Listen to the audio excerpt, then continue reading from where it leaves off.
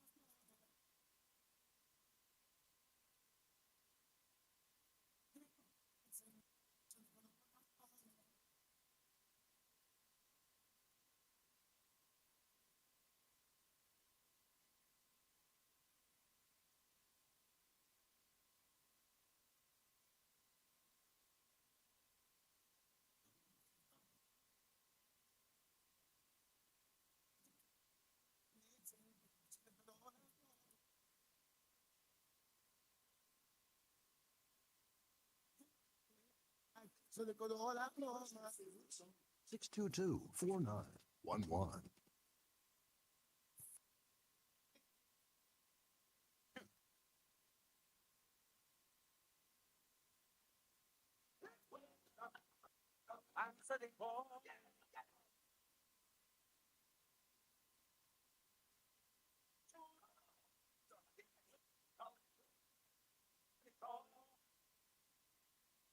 Sitting a court of the believers of the natural born leaders, yeah. This call is for you. If you believe this place is a real place and you believe it have things to believe in still, then it's you that I'm talking to. You're fed up on the rule and the buying and the shooting and the killing and the states and the crime and the bloody corruption all the time. Oh Lord, what a crucial. Don't give up, don't give in, don't give up.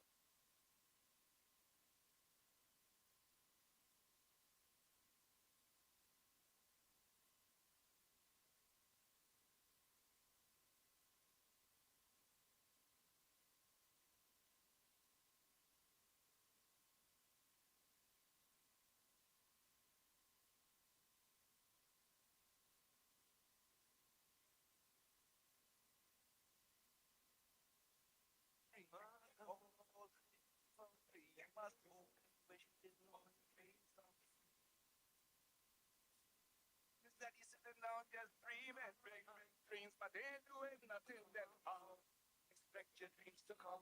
Eh? I know you said I'm my hate and the fight, the law and the bad and the bully and the fight. Too much frustration, too much pain. Now you're afraid to dream again. Jamming and you can't get through, and you feel this place has nothing for you. Don't give up, don't stop believing. Dreamers got to keep on dreaming. Answer the call.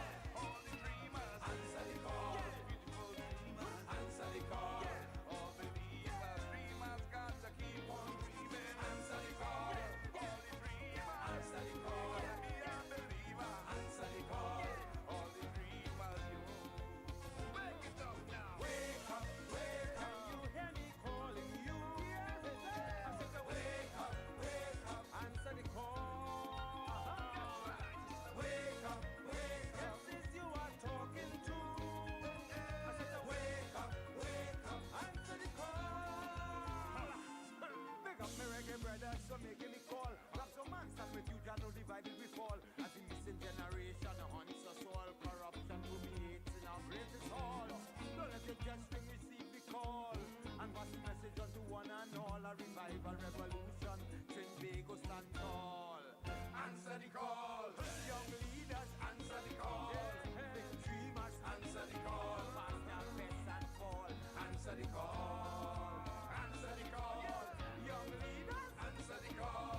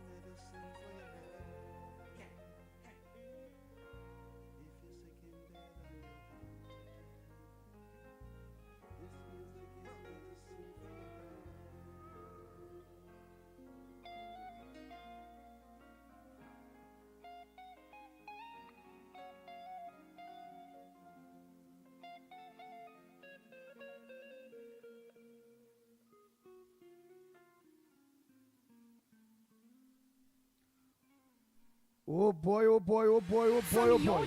Good morning, Trinidad and Tobago. Time check. Yes, for those of you that are online live, time check. Yes, it's 17 minutes.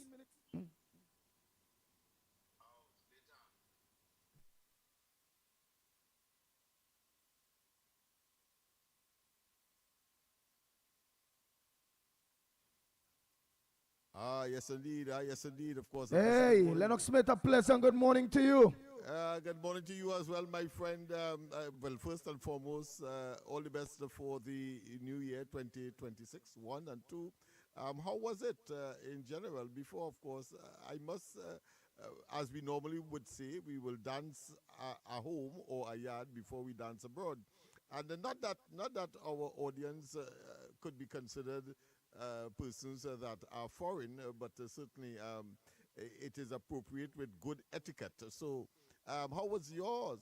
How was your holidays? A very extended one. I understand this year there'll be some eight protracted holidays, meaning that because it would have come on maybe the Friday, you have the Friday, Saturday, Sunday, and etc., etc., etc. So, but that being as it may, how was yours?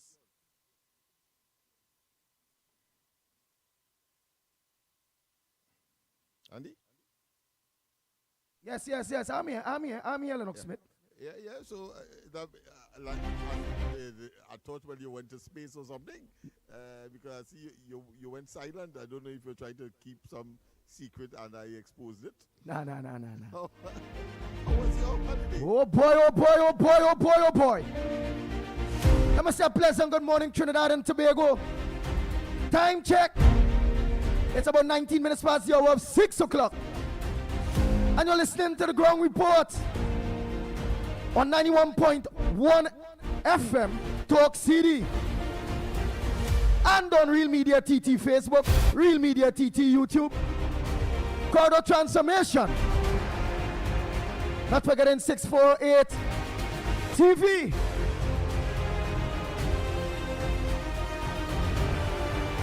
From next week, Monday, please God,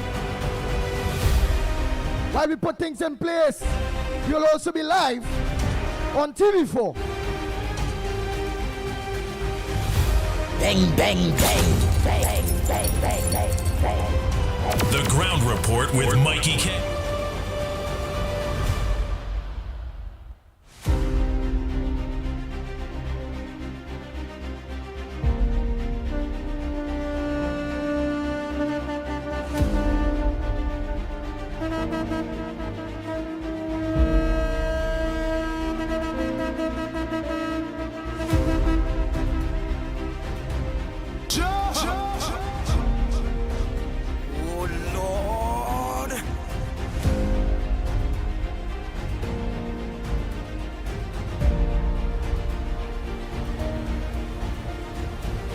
Nice. I must say a pleasant good morning to all maxi taxi drivers, PH drivers, bus drivers, truckers. A pleasant good morning to each and every one of you. It have been long. And as for those of you that are picking up on 91.1 Talk City, don't forget to spread the word. For those of you that are online, don't forget to let each and everyone know that cannot pick us up on the social media platforms or was not picking up on us on the social media platforms. Let them know they can be in the comfort of their vehicles now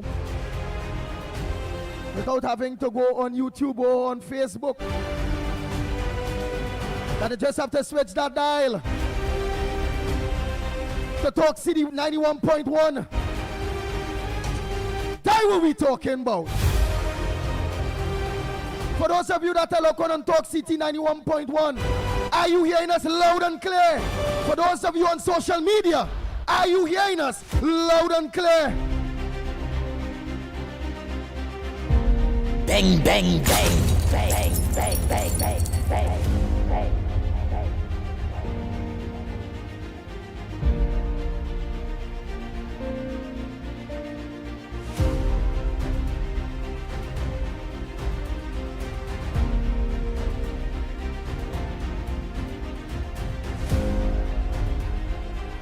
Nice, nice.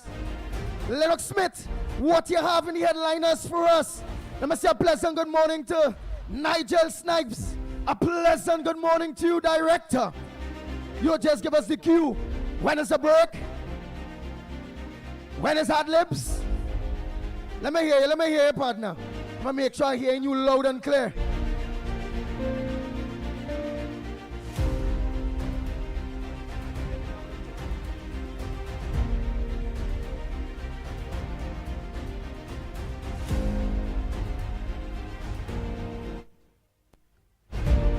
Lennox Smith, you hear me right? Yes, loud and clear, my friend. And he was asking you if you are hearing him loud. Go ahead. Not yet responded, just as to my question earlier. Right. So we'll just have to raise the I can do that on my side. Are you hearing me loud and clear now? Yes, I'm hearing you. Nice. I'm hearing you. So I might just have to raise the volume. Your intake. People, of course, don't be too perturbed. This is, of course, tweaking time. It's the first day in this new environment. We are at, of course, 91.1 Talk City. And, of course, we are on television as well. No, from Monday. Television will be from Monday coming. Next Monday? Yeah, Monday coming. Okay, okay. Well, it is not preemptive at all. I think you better be forewarned rather than. So, of course, so take it as a forewarning that we will be on television as well from next Lennox Monday. audio is low. So I will have My to. audio? Yeah. So on that side, I'll have to raise your audio on. Okay, I'm turning him up. Yeah. All right. Yeah. Better now? This talk is social media is who now tell me that. So say go ahead, you go ahead now. Let me hear. Yes, indeed. So I was just making the point that we now on television as well, but of course not today, next week, Monday. And this is a new environment, so therefore we are going to have some initial glitches, but we are going to iron them out as these ruffles come from time to time. But that is, of course, is expected with the technology that we have at our disposal. And, of course, it is normal for adjustments to be made in human circumstance. And this is no exception. So, people, if you are getting little glitches here and there, well, just chalk it up to that fact that we have just moved, and today is just the first day, the inaugural day, the commencement date, the initial program of the ground report on of course 91.1 Talk City, and of course on next week we will be on television as well, simulcasting or simultaneously. That being as it may, you asked your question earlier on about your own fears or your volume very low. If I could raise Lennox mic again, or or they may be able to raise it in. He's very loud on my end. Very loud on your end. Very loud. And I'm speaking loudly as well. All right. Into the mic. Oh boy. Yeah, we all hearing him there online, right? But very low. Still hearing him. All right. Well, as I said, we are in the process of tweaking, so bear with us if there are some deficiencies that is expected, as I say, both in terms of technology and of course, individual is a human situation. That being as it may, of course, I asked the question earlier. I suppose you would have gotten it in silence, even though I was very reverberating on this side, very loud on this side. But I asked how you spent your days, the holidays. Very long time. We have not, we didn't have a chance to meet physically. But of course, we have been, of course, talking about the excitement associated with the new dispensation that the ground report would have been subjected to. And of course, today is a manifestation thereof. But of course, that being as it may, as one human being to another, we normally would ask of each other, well, what transpired, how you passed the days so far, as far as the holidays is concerned. Andy.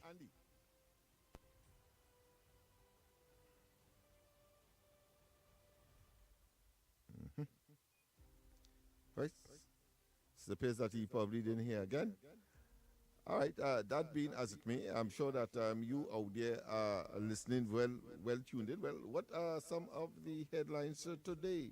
Well, of course, I think the one that is making the news, and don't vex with me, I'm a eternal, or should I say, fanatical patriot, and therefore, of course, all that what is happening, of course, geopolitically in the hemisphere, out of the hemisphere, and beyond. Well, of course, we on the ground report, and I speak when say that we are ultra patriot. I think the term is called jingoism, where you are ultimate patriot, and we believe that all what is happening should have some benefit, or what we can take away as far as benefits to Trinidad and Tobago. After all, we in this space, 1.5 million people, clearly would always want to make certain that we get the best for ourselves. And so the geopolitical circumstance, of course, you would have known that what on the 3rd, which would have been what, two days ago, well, of course, in the wee hours of the morning, the United States struck on Venezuela, and of course, the result of that is the capture, or some prefer to say, being very diplomatic, the arrest of Maduro and his wife. They are now, of course, in the United States, and today at around noon, their time in New York, they will be arraigned, meaning that they will be taken to court and then answer, I think, about 4 charges of each of which has some kind of multiple areas to be considered as far as the law enforcement authorities there is concerned. But so that is the major thing. But what the fallout of that for Trinidad and Tobago? What is the benefit of that in Trinidad and Tobago? Well, I hate to say, as I normally would, but of course in a sense of extreme gratification, frankly, that we told you so. And wise, of course, we were talking, the fight against drugs, the blowing up of boat vessels and so on. We did say on the ground report that it would be a waste of resources, let me put it that way, and time, if the Americans would have moved out of the region without making certain that Maduro no longer is at the helm of Venezuela's affairs, and for obvious reasons. And the reasons have been so obvious, where we express our deep concern that the persons who ought to have known better, meaning that leaders, former leaders, whether CARICOM or otherwise, could not have seen that and understand that Maduro is the genesis, the cause of the problems of the region or of the hemisphere as far as destabilization is concerned. And we said that in uncertain terms. And therefore, it will be surprising if the Americans simply did that drug initiative, so to speak, anti-drug initiative, anti-drug gang initiative, and simply left. So we said that while, of course, it is not diplomatic for not even the leadership of Trinidad and Tobago, the Prime Minister of Trinidad and Tobago, the Honorable Kamala Prasad Bissessa, to go beyond what is being told or what is being said, the narrative that's being said coming out of Washington. We as individuals who have, of course, a common sense and a sense of understanding of what is at stake, it will be difficult for any one of us to comprehend that the United States will simply do that and leave the region. Well, of course, 2 days ago, the reality has struck. Of course, again, the present government in Trinidad and Tobago has made it very, very clear that they were not part and parcel of that exercise, even though, of course, prior to that incident, the administration has said through the Prime Minister and other spokespersons that there that they support the effort of the Americans from the perspective of getting rid of the drugs and the guns, and therefore assisting us vicariously to address our own domestic issue as far as crime, criminality, gang warfare, people trafficking, and of course drugs and the cartels that may from time to time, if not directly in Trinidad, but traverse our let's say waters in order to ship their cargo, their illicit cargo, or their poisonous cargo, or their pernicious cargo to the north, whether it's bound for Europe or for North America. So we have been realistic, and it is important that we understand that whilst the officialdom would take a particular official position, we who have a responsibility in social media, of course, and the fourth estate of Trinidad and in Trinidad and Tobago, we must be, of course, pragmatic and realistic. And therefore, of course, what transpired 2 days ago in Venezuela, the attack, the strike, and of course the eventual, of course, extracting of Maduro and his wife, and then, of course, depositing them in the United States for to answer these 4 charges is no surprise to us, but it ought not to be to you. But I think another development had taken place during the course of the discussion, quite apart from the intent of the United States, and that was whether or not the allies, the friends of Venezuela, the friends of the Maduro administration, will come to his rescue. And therefore, they were concerned, particularly and very vociferously, the opposition, led by, of course, Penelope Beckles, gave the impression that somehow there will be a war started here in Trinidad, and Trinidad will be, of course, part and parcel of the fallout, meaning that missiles will come our way, etc., etc. And then we were at pains, as you would recall, I did a demonstration to show that Trinidad and Tobago, as far as Caracas is concerned, because, I mean, if you are attacking a country, you want to make certain that the capital falls. And when the capital falls, it means, therefore, that your mission would have been a success. And we had shown on very graphically, we did some animations and so on to show where Trinidad and Tobago would have been located something like 600 miles away from Caracas, and taking a straight line, varying west of us to Caracas, using a straight line. Of course, that is not realistic, in that you'll have to either take plane. Well, of course, you can have a straight line there, and then, of course, you can use the waters, which means you'll have to twist and turn before you reach Marcus. But whichever way it is, the fact is about 600. Whereas the Armada that would have been assembled just outside of the borders, or should I say the sea borders, I should say, the maritime borders of Venezuela, was just about 100 miles. And therefore, it would have been impractical to launch an invasion, if you want to call it that, or a strike of that nature from there. And we have seen, of course, that too has materialized. And there was another dimension to this argument leading up to what transpired there, and that is to say, the military assets, both technological and otherwise, personnel, that would have been deployed, or should I put another way, that the Maduro administration would have access or gave approval to be part and parcel of the response, just in case the Americans attack of Venezuela. And therefore, people were talking about hypersonic missiles, and they give some names that I myself cannot pronounce. I suppose that is because I'm not Russian. But that being as it may, all of those issues were brought to the fore as well.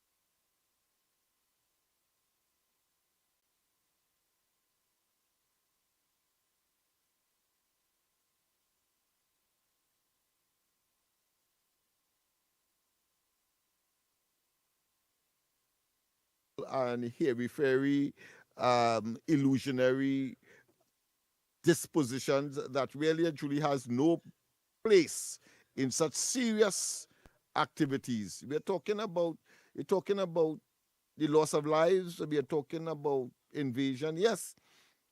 And I must say as well that those who saw the Caribbean as a zone of what? Of peace. I wonder if they are now rethinking their position.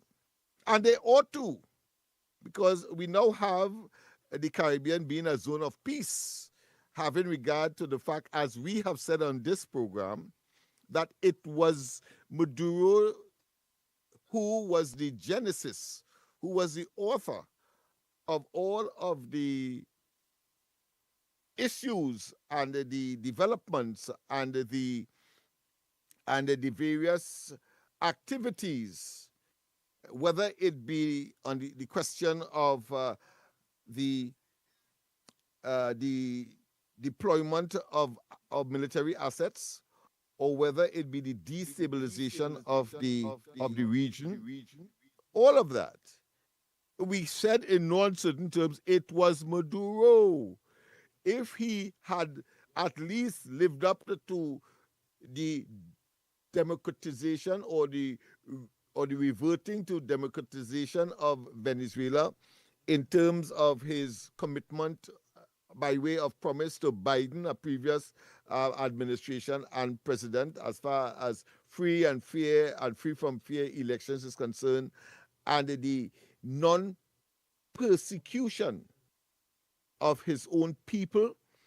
And we said that from the perspective that what could you account, who could give any rational explanation as to satisfy themselves as to the legitimacy of Maduro and his cronies or his administration, when over 8 million of the citizens of Venezuela, a country that has something of about 27 million people, about 8 million left that country. What greater instability such a mass, sudden movement of people could cause to this part of the world? And I'm talking here about South America or Latin America, if one has to be more specific, and that of the Caribbean. How come leaders couldn't see that?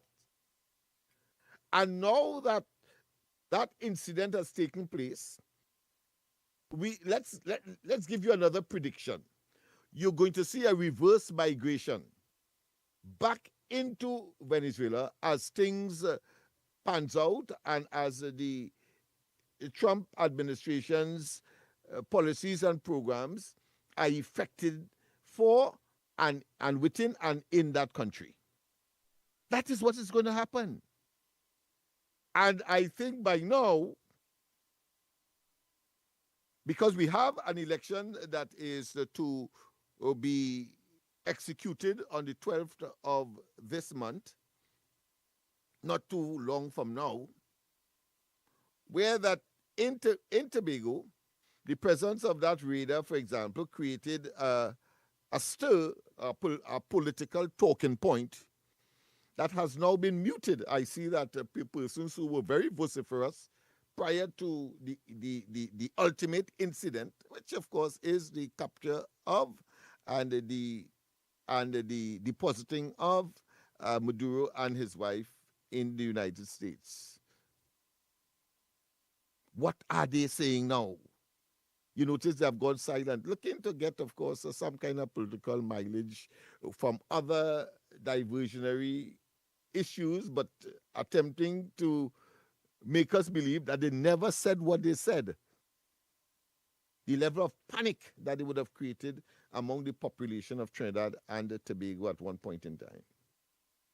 That the elections campaign for those who oppose the Farley administration, or put more specifically, the TPP, the Tobago People's Party, is saying that is on that basis that they are campaigning to remove the radar. Well, I wonder what's going to happen now. Well, I had made a joke. It was intended to be a joke, but of course, you can glean from it the seriousness and the nature of the issue involved, and that is Fali and the TPP would win the elections with 17 seats, even though there is only 15. That's to tell you how the victory will be for them. Because all of the opposition forces, particularly, of course, that of the PNM, have failed in the what I consider to be the genuineness, one, and the veracity of their statements opposing that deployment, whether it be the radar, and of course the statements made by the Prime Minister in the early days, asking for indirectly the Americans to assist us with our drugs, our gang, and our criminal problem. And we had said in no uncertain terms that Trinidad and Tobago, by international recognition, has been seen as the sixth most violent country in the world. We said that. We also have experienced over 500 murders in the recent, let's say, half decade, leading up to, of course, the 28th of April, 2025. And you have to be a betrayer. You have to be a perfidious individual, a betrayer of your country, to ignore that. And because you have a beef with the Prime Minister, the UNC, the coalition of interests, you will ignore that, hoping that the worst would occur. But you have this morning to face the reality that none of it has occurred, and that it was merely a figment of people's very pernicious and very, what I consider to be, loose and prolific imagination. That's what it has turned out to be. Andy, are you there? People, of course, we are getting a little going good, Lennox Smith. You go ahead by the issue, time. as I said earlier. You go ahead by the time, And of Lennox course, Smith. that is par for the course. That is understandable.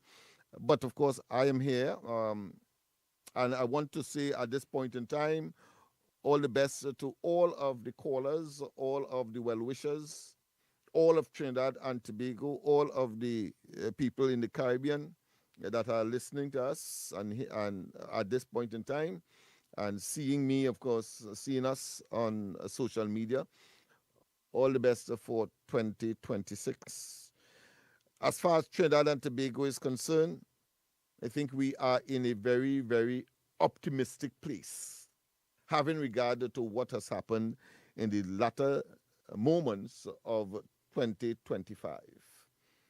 And of course, in the early days of 2026 days. So we have to understand now that there are people, probably, if we want to use a biblical reference, babes and sucklings, in other words, little children may be more acute in terms of their understanding and vision.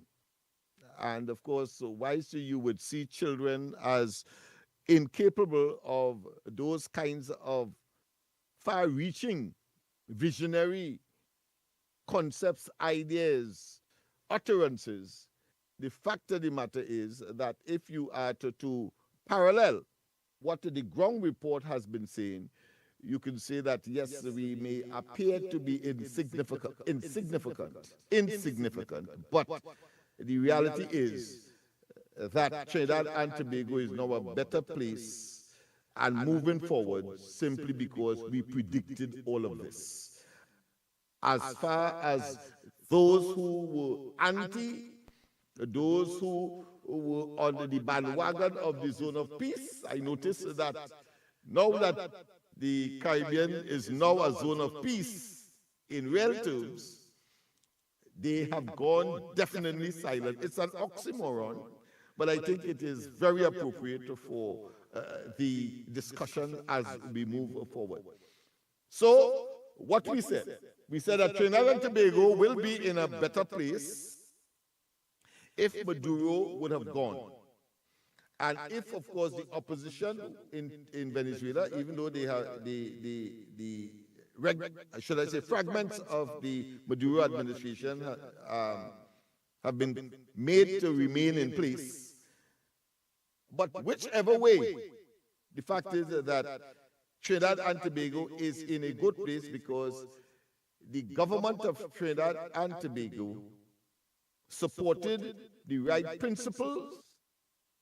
They took action that was in the best interest of Trinidad and Tobago. Whilst, of course, there were those who, for mischief reasons, maybe as some persons would have said, that a person who is doing wrong and believe they're doing right is extremely dangerous. And therefore, we had quite a lot of persons who were talking wrong talk, who were giving bad advice, possibly genuine, believing what they were talking was in fact so. But at the end of the day, they have been proven to be wrong. And because of the influence they would have wielded at that point in time, at that point of expression, at that point of the intersection of the various utterances that would have been contrary and averse to that of the present administration, the Prime Minister, and the government officials of Trinidad and Tobago in contemporary Trinidad and Tobago, and in the existential circumstance that we would have found ourselves, all of them have gone silent. All of them have gone silent. So we are confident that the dragon gas, let me make a prediction now, dragon gas and the other cross-border initiatives as far as treating with the energy sector of Trinidad and Tobago is concerned will now come into fruition and to benefit Trinidad and Tobago. It is obvious. And let me say that from the perspective that the Trump administration will not see Trinidad and Tobago flounder when, of course, that situation exists. But more than that, the fact of the matter is that Europe is in a very dangerous state because of the cutting off of that lifeline of gas from Russia, consequential of the Ukraine-Russian activity. And so, because Trinidad and Tobago, whether advertently, whether by serendipity, whether by divine providence, God's intervention, we have the infrastructure to convert gas into something that is usable and that is required by Europe, the United States, and other parts of the world.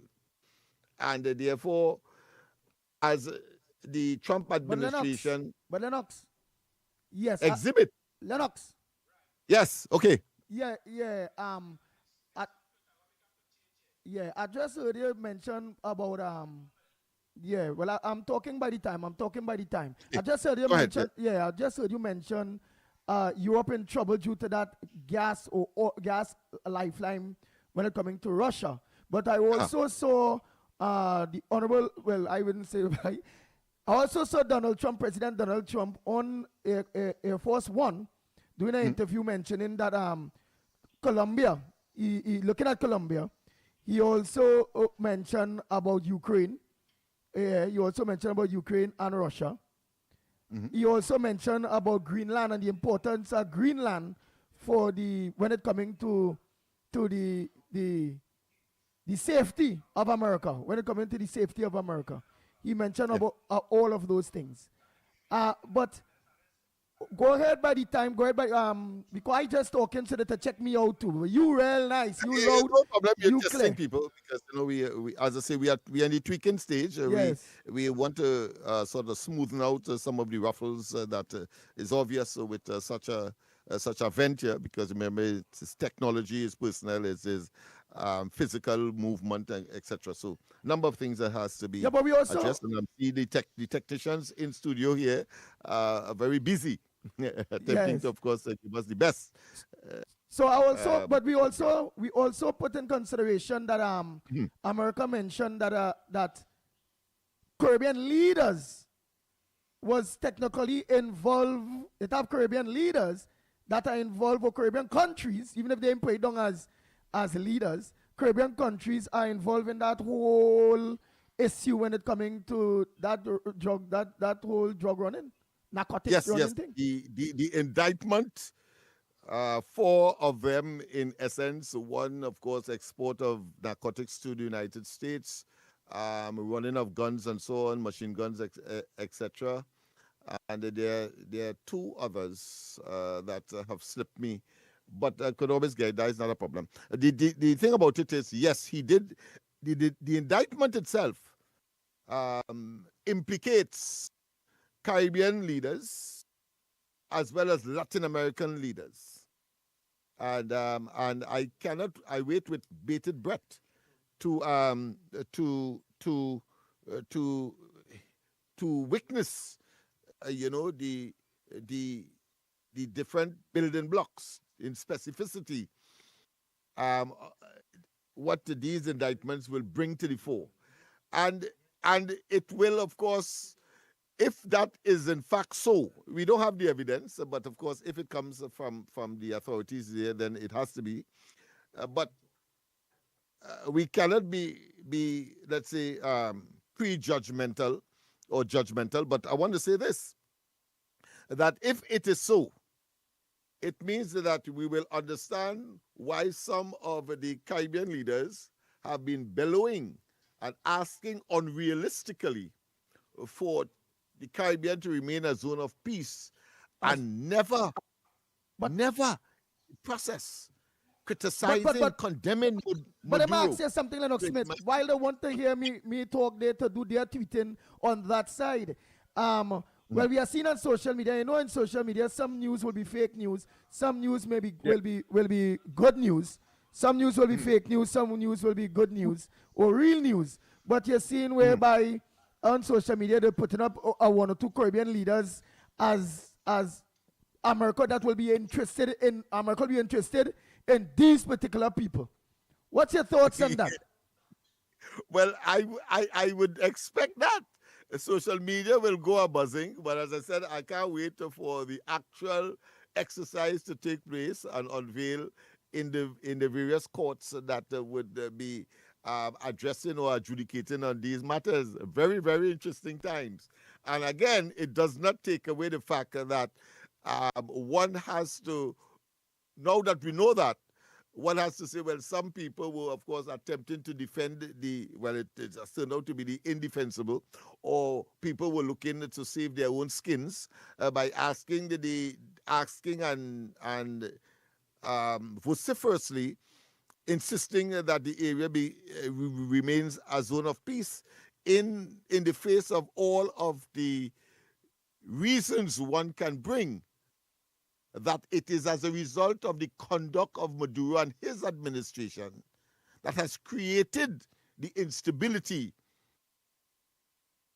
and therefore the migration out of Venezuela, over 8 million of their citizens, that has created havoc and all kinds of economic, social, and other cultural pains that we have seen at least over the last 2 years across the board. So I I will be waiting very, very patiently. And a very good observation that the social media, as based on what you have asked, will be a buzz, would be speculating, etc. But as I say, we on the ground report, we like to verify, certify, and therefore the veracity of what we have to say could never be questioned. So we wait. Okay, so gentlemen, we heading up to the news. News. At Oh, 7. okay. Yes. So people, we pause for the news, and when we come back, more.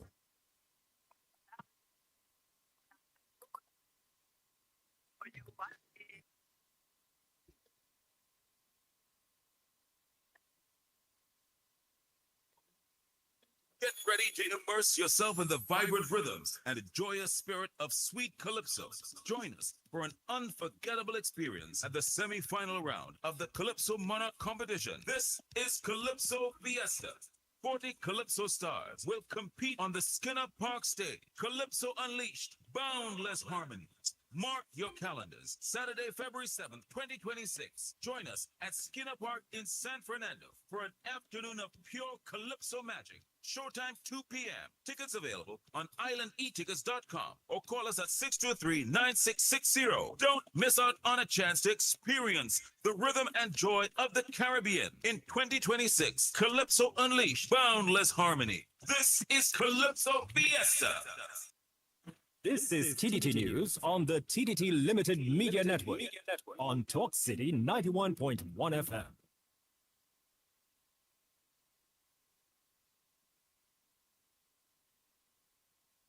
Good morning. This is your TTT News update. I'm Sherilyn Lewis making the news at this time. Prime Minister Kamal Bissau said that there is no crisis in Trinidad and Tobago, addressing Saturday's military operation in Venezuela, which led to the capture of President Nicolas Maduro and his wife. Mrs. Bissau assured the public that what happened in Venezuela has nothing to do with Trinidad and Tobago. The Prime Minister stated that as Venezuela undergoes its transition, Trinidad and Tobago looks forward to deepening its long-standing friendship with the people of Venezuela and renewing cooperation. Mrs. Bissau said she was asked about the U.S. indictment against Mr. Maduro and whether she was surprised that Caribbean politicians were implicated. There is no rift between the Ministry of Housing and the Housing Development Corporation. This clarification comes from Minister of Housing David Lee, speaking at a press conference on Sunday. I just want to say we have full confidence in our chairman, Mr. Khanna's AGC, and the new board of members of this of AGC that took over 4 months ago to run and to give some leadership into HDC. He says the board has a major task fixing 10 years of financial wastage and general mismanagement. Minister Lee also sought to clarify recent statements on regularization of homes. He says at no point did the chairman of HDC say he was moving to regularize quarters. He made quite clear that illegal occupiers will face the full brunt of the law. That individuals who illegally occupy HDC homes will be removed if they occupy those homes by breaking into those homes and taking occupancy. That is a no-no for under this government. We will not allow that lawlessness. Tobago's annual birth rate has reduced by nearly half, and so the Tobago People's Party plans to continue to roll out programs to promote childbirth on the island. Political leader Foley Augustine told party supporters on Thursday that included in the party's blueprint for 2026-2030 is the extension for their baby box initiative. TPP will now be moving it from a one-off baby box to up to 6 months. Remember, I tell you, we have to put measures in place to make it easier for people to have children and to take care of them. The TPP also plans to add another initiative aimed at boosting the island's birth rate through financial incentives. We are going to give every child born to a Tobago resident, and he must be a resident in Tobago for at least 1 year before the child is birthed here. We are going to provide to those families $500 a month up until the child is 5 years old. Costs us about $13 million, across the 5 years, just about 2 to 2.7 million per year. And remember, it may be less because it's as the child is birthed. Right now, the reality is our numbers are down to between 400 and 450 per year, down from over 900. In August of 2025, a soft launch for the Baby Box initiative was held, which will see a year-round distribution of packages to mothers giving birth at the Scarborough General Hospital. And to sport, as condolences continue to pour in following the passing of Eddie Hart, Parliamentary Secretary in the Ministry of Sport and Youth Affairs, David Nackett, lauds the pivotal role his league played in the development of young people. Nackett would have featured in the league for various clubs, including the likes of Santos in the 1980s.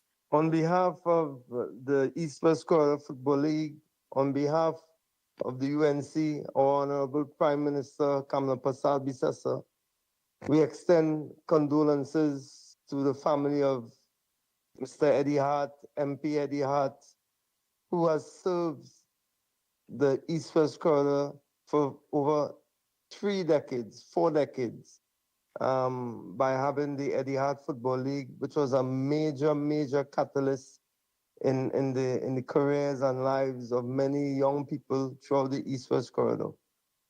And that was your TTT News Update. I'm Shirley Lewis. Have a good morning. That was TTT News on the TTT Limited Media Network on Talk City 91.1 FM.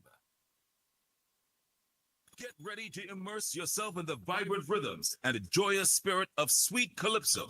Join us for an unforgettable experience at the semi-final round of the Calypso Monarch competition. This is Calypso Fiesta.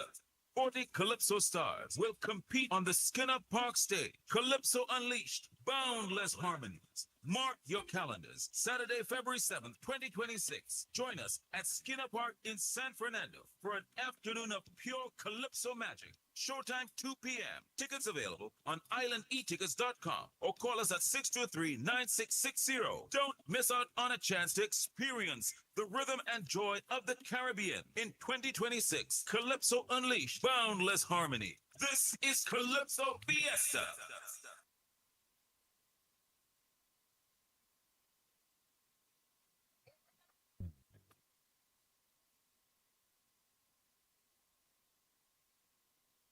Just some information for the people in the outside public servants. This Christmas, your back pay can do more for you at PCU. Make the smart move and secure up to 4% on fixed deposits with Police Credit Union. Or fixed deposits start as low as $2,500 for short time as 3 months. Now is the perfect time, and this is the perfect gift to give yourself. It's the opportune time to invest in growth and build real financial peace of mind. Don't miss this opportunity. This is a limited time offer. Your future is safe with us. Visit any of our locations and get started today. Police Credit Union. Your future is safe with us. Back over to the ground report. And of course, goodly gentleman, Mr. Lennox Smith. Yes, indeed. Yes, indeed. Of course. So welcome back. Welcome back. And once again, of course, I cannot, it would be remiss of me, in fact, if I don't regurgitate the fact that all the best to all of you out there. I hope that you had an incident-free holiday. I wanted to see that in my case, of course, I had a very traumatic one at the turn of the new year, because on New Year's Day, a member of the executive of my party, Love, is considered to be the first statistic as far as murder is concerned. Yes, at the corner of George and Prince Streets, and I mean that threw us into, a tailspin.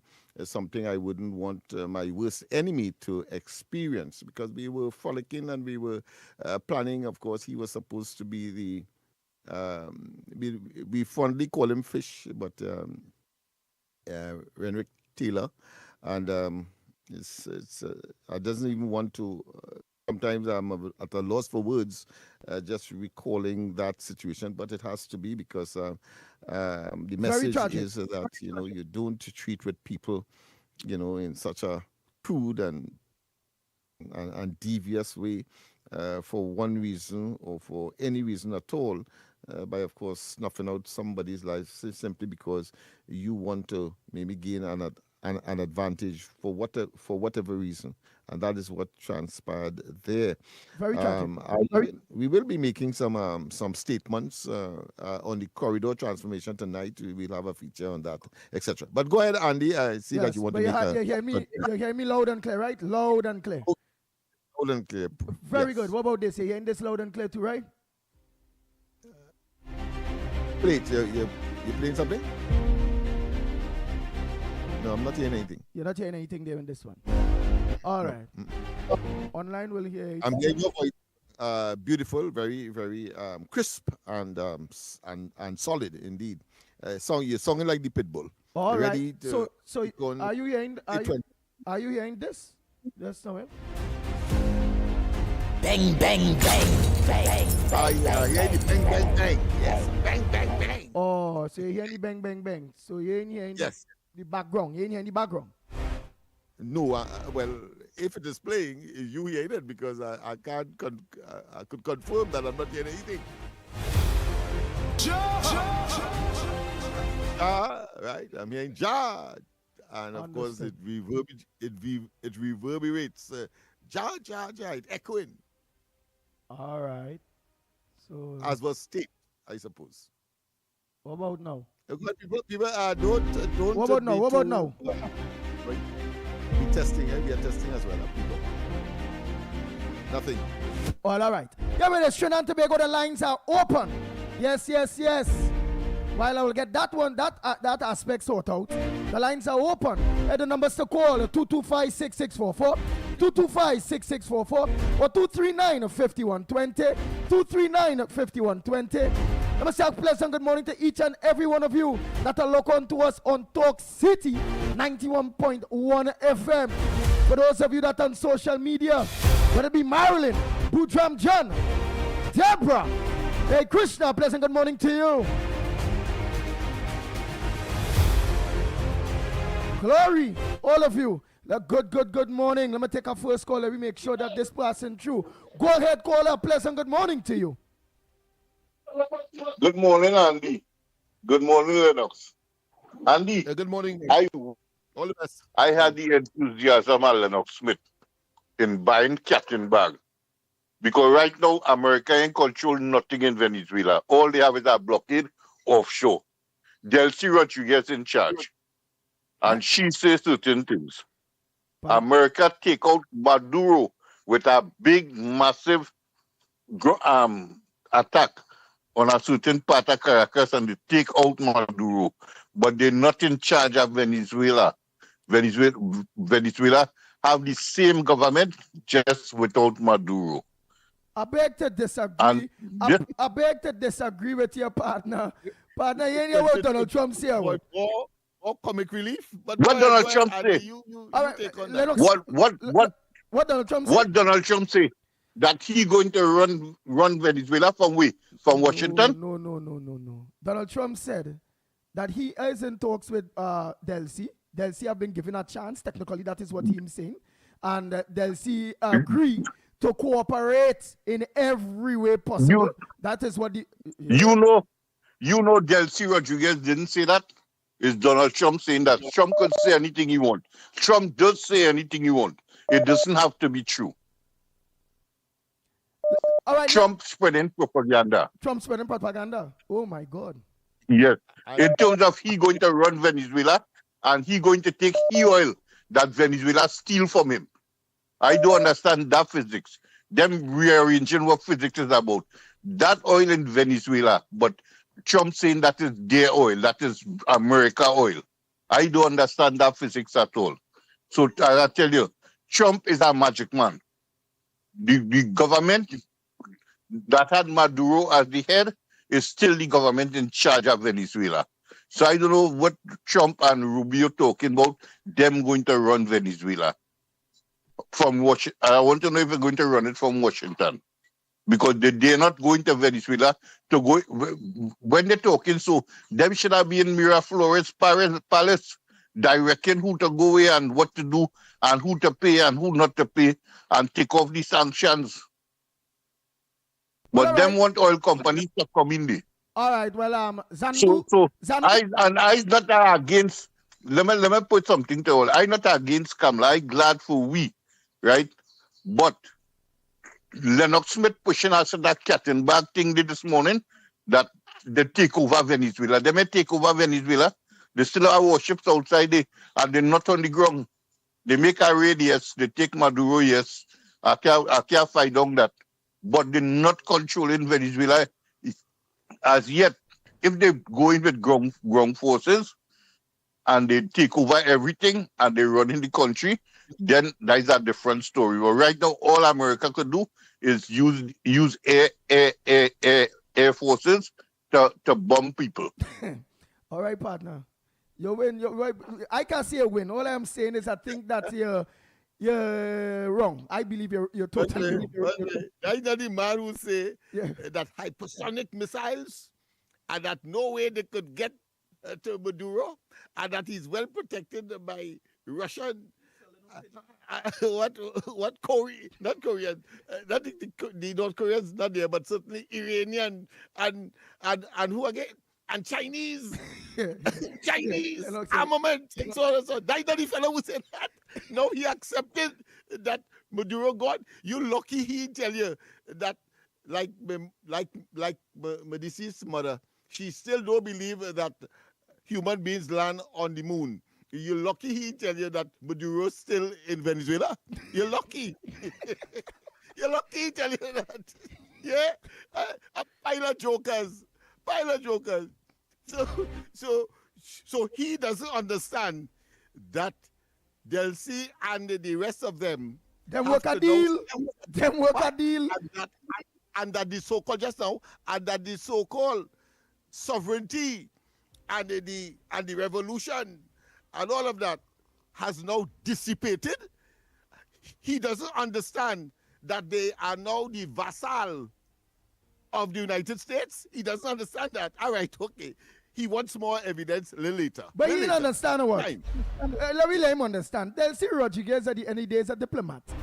Delcy Rodriguez could have been a snatch too. For all you know, and the talk we're coming from Venezuelan people itself, is that Delcy Rodriguez strike a deal. And that is Delcy Rodriguez is who sell out Maduro. And at this point, because she went to get... And he so... I wouldn't want to be too derogatory, but he's so dense. He doesn't understand that when she says, listen, Maduro is still the president, etc., she is talking politics to her domestic audience. Otherwise, the Ichiro, those elements that are still Savasto and of course part and parcel of the revolution, including parts of the army. That's why she has to talk that way. I don't understand how common sense, they say make before book, but common sense is not as common as one would think. You see all of that happening. The man who you say couldn't be removed at all, and he have all this asset from all these so-called countries, including Russia, China, so you see all of them just talking. They want to go to United Nations now. Notice, they want to go to United Nations. It's not that they're going to fire any hypersonic missile and so on. Nonsense that they were talking prior to. Come on, man. You are wrong and you're wrong. And that's it, full stop. I was boasting that it's unfortunate that I had to be right again, but that is what I was saying. I was correct. We were correct in our position with respect to this matter. Go ahead, my friend. Andy? Good morning to the magnificent tree. Good morning to you, my friend. And all the best to you and your family. Right, I wanted that morning from you. I really wanted that morning from you, Mr. Lennox, because I want to say something before I say anything first. No, it had a man who had called your program, all that all move. Anyway, congratulations to that. Say that it's very disappointed in you, right? You can remember that, right? Yes. What I have to say about that man, in my view, I consider you I am putting Andy in this or Mikey Kane. I consider you the Mandela of this nation. I consider you as a German man who make the antibiotic for people. I consider you as a man who made the first engine, Mr. Ford. Why I'm saying that? God has put certain people in certain place. And if a man listen to you, Mr. Lennox, and he realize the greatness in you, when I listen to the words you just use, when you speak, it does amaze me to know that a black man from, let me say, Lavanti, in them kind of area then, could be like this. And I know it not just where you learn that. I know God give you that gift. Because people don't just come also and be like that. That's why I will tell you, you like the Mandela, right? I know Andy and them will accept that too. Because Andy them ain't no stupid people. They will know what you are. They know you more than me, right? But listening to you is a joy in my ears to hear all you speak. I learn a lot every day, and I just look forward to hear you speak because you's one man and not really biased man. You just go with the truth. And when people listen to you, they will, if they go down deeper, they will see you are speaking just because you love UNC. Or you are like this one. You just come up with facts and show people why you like that. Mr. Lennox, you will always be in my heart as one of the greatest persons we have in Trinidad and Tobago, right? Having said that, what I would like to see happen to Trinidad today is for God to put his hand and remove biasness and stupidity in Trinidad and Tobago. That is my wish for this year. Because these people have Trinidad and Tobago down. The heart ain't for the country at all. The heart is just only for politics with the PNM, and is that what they're on. And they're not looking to see how this country to go forward at all, at all. I don't know what kind of people we have here. Maybe dice creation, boy. Because I can't believe when I even hear the newsmen them asking Sean Sobers and Akash Samuel asking some kind of question. They even asking them where they keep the conference and all is a problem for them. What kind of people is that? Bias killing us, emotion, bias killing us. I had to go, boy, right? So Mr. Smith and Andy, I know all will keep up the good works and I'm glad all will move and more people could be hearing what we're saying this morning because I want more and more people to reach out to the ground report because we have great people in the ground report and we have a very informative program, right? And for that man who now talk there, well, he gets slapped in the face and he can't understand it.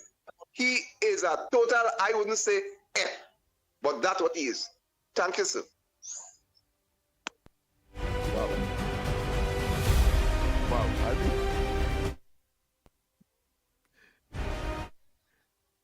Yes, indeed. Just in case, of course, Andy may have, Smith, you're hearing that background there? Let me hear if you're hearing it again. Go ahead. No. Oh boy. But you're hearing the drops. You're not hearing the background. Yeah. So Gerard, if you can give me an assistance with that. They're not hearing the background music, but they're hearing the drops. Like that. Bang, bang, bang, bang, bang, and so on. Yeah, they're hearing all of that. Okay, but no background. Yeah. Okay, go ahead. Next caller. Pleasant good morning to you. And emotional music that we normally that will accompany us as we set up people for the venom of truth. You know, Lennox, Andy, I know hope you're good, and your listeners. You hear me? Yes, loud and clear, yes, Linda Mark. Tobago, go ahead, Tobago. Very nice, very nice. You know, I have to say it's going to be quite some interesting days, looking at the way this indictment is going to go on, especially for the 5 persons that have been captured for this indictment. But I want to say this message because I'm hearing some what seems to be backlash coming from the opposition. And I'm also hearing members of the media hinting at sentiment. Lennox, I think we have to do a little constitution education program, you know, because I cannot understand. You have Sean Sobers, you have other relative of other ministers would have been at a press conference on Saturday, and yet we have ministers coming to ask why the Prime Minister is not present. And I'm wondering, are our journalists in our country also guided by the Constitution to understand that the Parliament is made up of ministers, senators, independent senators? Or is it that everybody just pounding one woman to put pressure on the woman? Sometimes I listen to a media and I'm really wondering if these people really have a bachelor's, a master's in mass communications, or people just doing our work any way they want to do the work. You know? Secondly, and last, Lennox, I'll have a mighty program cut out for you all for this year, you know, because already, let me tell you a little piece on the ground. Not only they're saying Kamala Prasad-Bissessar is not being blamed for assisting the regime, but do you know it is already being said by certain persons in the People's National Movement that now that there is a move to change over the leaders in the CARICOM, that they have already started accusing the Prime Minister of sending members to smaller Caribbean states to influence them to say yellow is the code. I'm telling you all, we are going into some seriously interesting days. Yeah? Oh boy, all right. Yeah. All right. I realize that too, Lyndon Mark.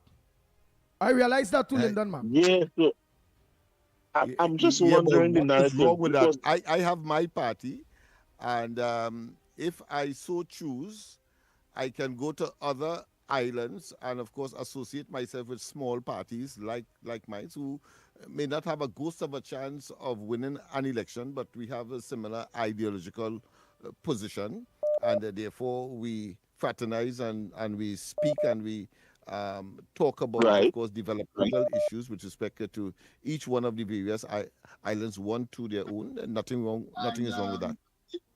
Okay. Next caller. A pleasant good morning to you, caller. Where you calling from? What's your contribution on the ground report this morning? Good morning, Andy. Good morning to Lennox. Ulrich, man. Calling from Nice dress. Yes. Hey, Lennox Smith, look, Ulrich, nice dress. He always, he back in the dance, you know. And he start off with you. Go ahead, Ulrich. Andy, I really wish you give us some time this morning. I'm begging for some time. You can't be too long. You can't be too long. You had to try to wrap up. I know. Yeah. Lennox, I want to say to you that I am not your enemy. You are still my brother. I love you very much. We just happen to have a different of opinion. I respect your opinion, and I wish you could respect mine also. As a matter of fact, Lennox, I know when we meet face to face, you go bust out one big laugh and we go hug one another because you don't know who you're talking to.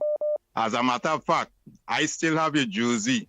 Remember when you had the green wagon when you was fighting for a seat? I was supporting you. I was all with you on George when you had the office in George Street. I still wear your jersey up to today with pride. I've returned to George Street, so we are there on George Street. The same property, just that I return as an owner. Thank you. That is good news. Well, you will see me shortly. I'll pass and look for you. But at the same time, I wanted to bring it to you. I want to clear the air because some people like to take in my statement the wrong way. The disagreement that I have with the money that the rest on the drivers, I stand by that because I do find that it's right for us to support somebody who agree that the money that were being charged was too high, promise to do something about it. While we waiting, give a man accolade for giving him most ticket. And while we still waiting, double the fines and then come back Christmas morning with a fresh gift for us. We have us in a kind of tailspin right now and have the population uncomfortable. I'm not saying that somebody, if they commit the crime, they don't have to pay a fine. I am not contesting that. You have to pay a fine if you do wrong. I'm not contesting that. All I am just saying is that the fine is too high and the manner in which it was done was wrong. That is all. That is all my contention, you know.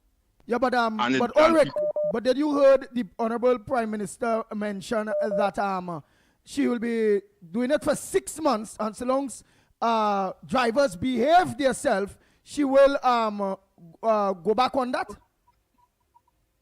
Yes, I heard that, but Andy, there's not children you're dealing with. We's big people. It's not children you're dealing with. You can't come and tell me behave yourself or that. You know what that remind me of? With Color Orange when people went for a job and she telling them hands up, out, up, out, up.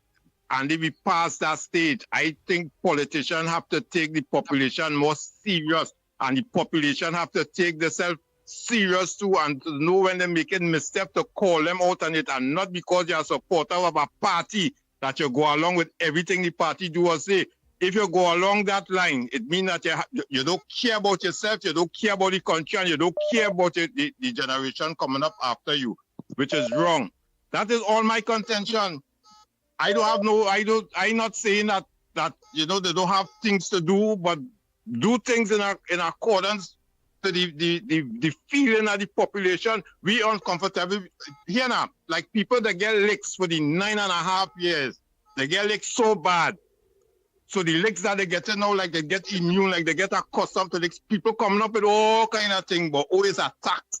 And the government, PNM government, they do this and PNM. That is, I am not contesting them thing. I am only talking about the fees that they're charging, the taxi and the private car. And imagine my daughter driving up the highway, a truck in front of her.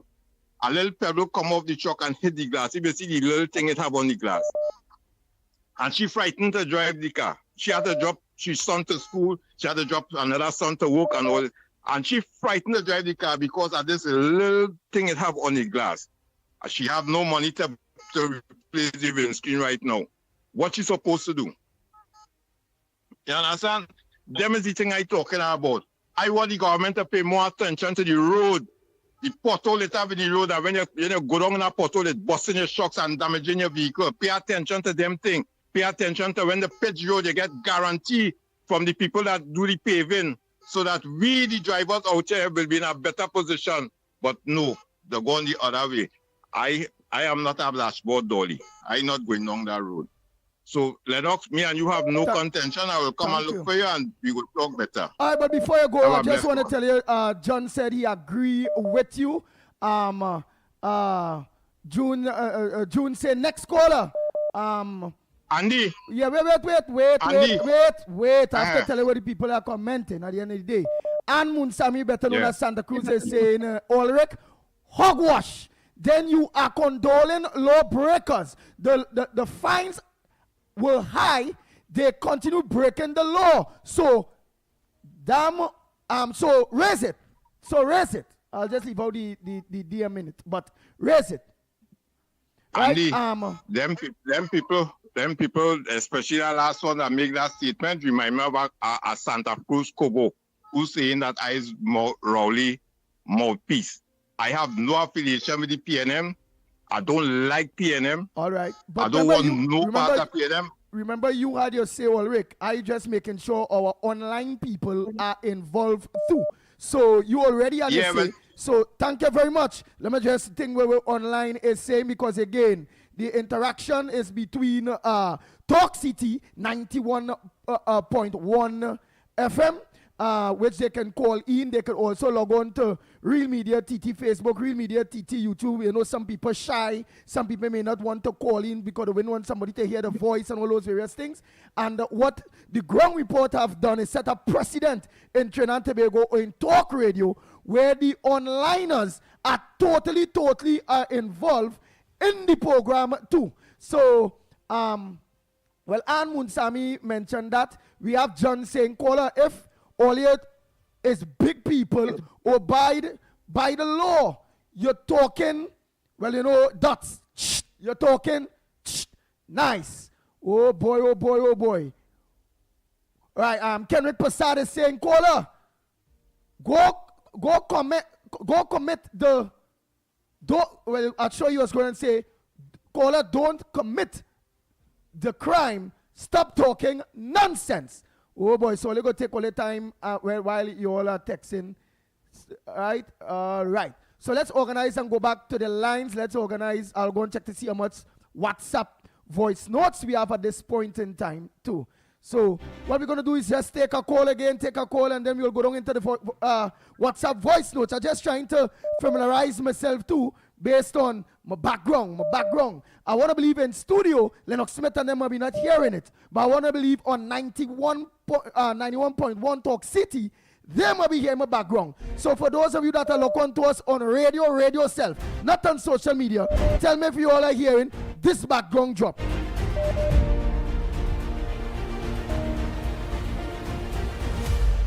Bang, bang, bang. Bang, bang, bang, bang, bang, bang. Yeah, we are hearing bang, bang, right, bang. Only the bang, bang, bang. And it's coming from the same computer, but only not hearing the background. But that's nothing. Caller, go ahead, man. We're going to sort out that. But because Talk City might be hearing it, All might be not hearing it in studio, but Talk City might be hearing it. I don't know yet. Go ahead, caller. Go ahead, caller. Good morning. You hear me, Andy? This is Tabakit. All right, Tabakit. A pleasant good morning to you. All the best to you and yours. All right, and happy change of calendar. Can I continue with my contribution? Yes. Did you try to look onto us on Talk City, on Talk City or social media? Look onto us on. Well, I am on social media because I am out of my house, so I am using social media. No problem. Yeah. But anybody that are look onto us on Talk City, could you please let me know if you all are here in the background? But Tabakit, you go ahead with your contributions, my brother.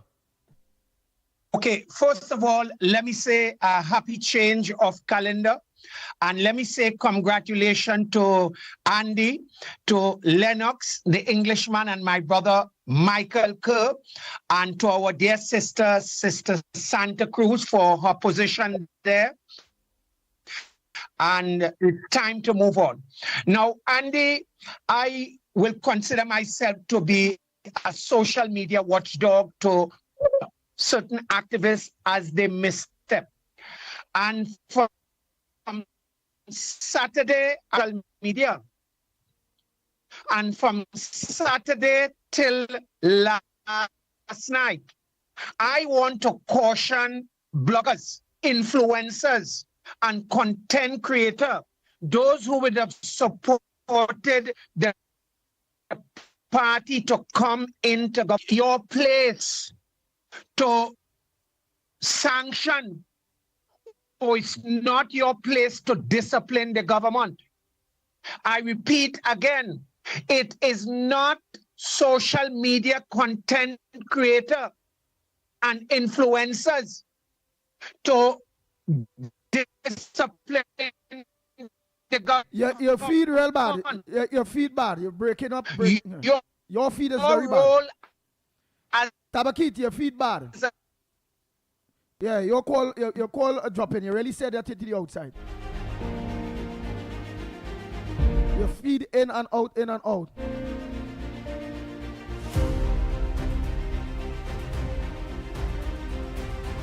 Oh. And Munsami say it was lock on, but getting better reception. Okay. But Miss Munsami, you was clean though. You was clean. When you look on, you was saying not clean, but just remember you up in the north there. Talk City, you wasn't getting Talk City clear. The reception of Talk City not clear up there. Which that will be worked on. For those of you in various parts of Trinidad and Tobago that are not getting Talk City 91.1 FM clear, as in reception clear, you're gonna get that soon. So what I last heard is management are working on that. So you all will get it clear soon. Nice. So let's take a next call. For a matter of fact, let me play some try to squeeze in some voice notes there quick too. Oh boy, everybody's involved. Down to the voice noters. Let's see. Right. Let's play. Good morning to you, Mikey Lennox. Nice. Oh boy. I was to take off that.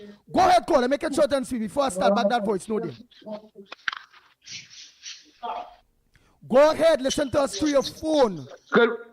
Good morning, Andy. Good morning, Lennox. Good morning, Trinidad and Tobago. KFC alive and in good health. And they are in a loud, but in a big box here, but I in the big box, you all my neighbors them here in the Talk City. Booming right now. All right, so you lock on to us on 91.1 FM.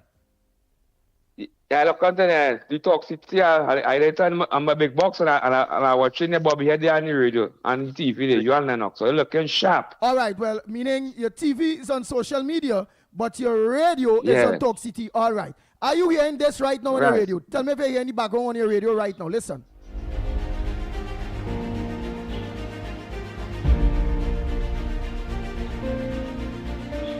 Nah. Bang, bang, bang, bang, bang, bang, bang, bang, bang. All you hear is bang, bang, yeah, bang. I know hearing bang, bang, bang, bang, bang. It come in and out, but all I get in there. All right. But when it comes to be talking, you only hear us loud and clear. Yeah. Okay. But I'm glad for we carrying on the work loud and clear for the whole nation. When in the Maxine, the bus, any vehicles, look on to Talk City and the William Lennox Smith and the Pastor Michael Kerr. Okay. But and then oh boy. I went to church yesterday. When I was going in church, I see the pastor who was praying for me for the last 9 years plus. So I go to run out. I said, now I'm going to give myself to God and ask for forgiveness and thing. You see all the prayers you give me all through the COVID and all through the march and thing in there. Look out for Parasad and Guy this year. Yeah. Okay. So I think KFC alive and he good at and I look for listening. Bless. You is trouble, you know. You is real trouble. Let me take our next call. Caller, pleasant good morning to you. Where are you calling from? What's your contribution on the Gong Report this morning? Good morning. I'm calling from Granby and Sandy Granby, a pleasant good morning to you. Go ahead. What's your contribution on the Gong Report this morning? Your front burner. Morning is it's love to everyone in the Gong Report. Lennox Smith, Andy Williams, Michael K, you know, especially at this time. I saw something on the TV during the holidays where Lennox Smith, one of his friends, was gunned down in town.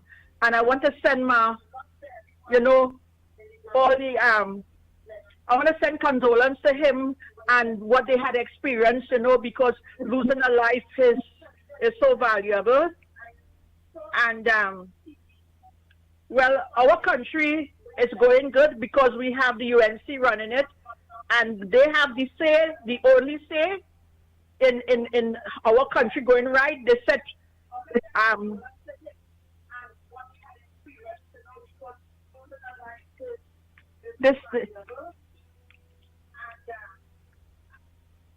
I mean, the fines on the road is very good. We needed to have a civilized road where people will drive and think about each other, and we will not have all this sort of accidents.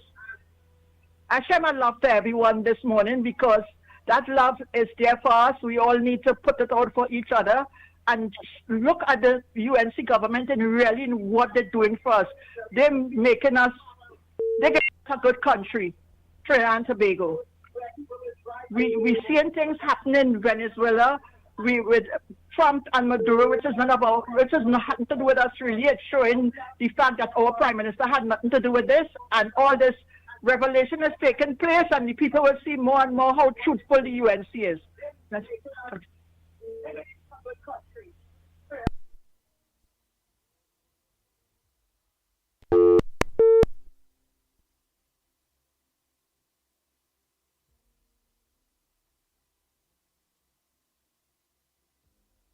Lennox Smith, you go ahead. Answer some of the things that some are saying there. I'll just put it up some. But of course, There are other issues that we should be focusing on, but as I said, maybe 2/3 of what, or maybe a third of what we have to do this morning, of course, is to get some of the butterflies out of the system. And that is a part and parcel of the objective this morning as the first day of the program for 2026. Once again, I cannot overemphasize a pleasant 2026 for all and sundry, or to all and sundry, wishing you that which you wish for yourself. And I normally would say it, I said it at the commencement of last year's, so I see no reason why to end that tradition now. I wish you a lot of money this year. And of course, when I say so, I mean it legitimately. I mean it with a hard work, industry, and with a high degree of creativity. And because too often we find that, particularly among the African community, to wish somebody plenty money this year or in any time at all, I always find it, people shy away, or their facial expression turns to one that suggests that it is impossible. I say to you, no. We have this similar ability. We have this similar acumen, like any businessman from any ethnic group or any other ethnic group, and therefore you should not feel in any way embarrassed, ashamed. Once, of course, you are pursuing that course of action which is legitimate, and of course the state, the government, the population, the country encourages that. And why? Because if you are a small businessman, and it has been established from time immemorial that 60% of the employed are usually employed with small businesses. So therefore, when you would have set up a small business and it grows into a medium and large and so on, you would have been contributing to the economy, your country, and of course generating and expanding, of course, the GDP of the country in the interests of prosperity. And of course, being able to pay our respective bills, whether at the level of the family, level of the community, or level of the country. So I have no apology to make with respect, of course, to wishing people and that you make plenty money this year, and I will continue so to do. With respect to my good friend, the voice sounds familiar, but whether that is so or not, the fact of the matter is that my position with respect to the fines, which became, of course, a firestorm sort of discussion, particularly on social media and on the real media as well, prior to the turn of the year, would have been what were the intervening factors that would have caused the present administration and the Prime Minister to up the fees as opposed to lower it, as was being touted across social media, and of course it becoming what clearly would have been something that would have been ubiquitous and seen to be something that might have been reneging on a promise made, and therefore the integrity of the Prime Minister would have been called into question. And of course, I was at pains to say that clearly the integrity of the Prime Minister has not have not suffered in any way, simply because we have seen where the merit points, as promised, was reduced. We have seen, of course, delivery to the public servants in terms of the 10% agreement and arrangement. We have seen, of course, property tax being withdrawn, and so many other issues relating to that. So this one issue, and that is why I reference the term in psychology, it is called framing, where you one exception 1 minute, Lennox and make Smith. it Hold 1 minute. that is in this particular case a political narrative, and that is why I concluded that it was, of course, Hold 1 minute, E&M Lennox. proper. Go ahead, caller. exercised. My friend, Yeah. sorry about that. Good morning, Andy Williams. God bless you. God bless all you for the new year. Because this is Granny. I call to remind you to meet Dr. Tim Gopi Singh. My grandson is one of the doctor finished internship and working with a whole group of them who finished internship to call them. And this is going in 9 months plus when the PNM day, highly qualified doctors, they have big trophy and they get calling yet the oil loan. I like the government, I'm a UNC, that is my government, but I don't know what Tim Gopi Singh is doing. These children owing student loan, they owing other loan, and they would like to get their work. Kamala said, the Prime Minister, education is the key to come out of poverty. These children is not rich children. How will they come out of poverty and they take the education from 3 years till they finish medicine, finish internship? I would like you to do that for me. I'm not hearing the callers. I'm not hearing the callers.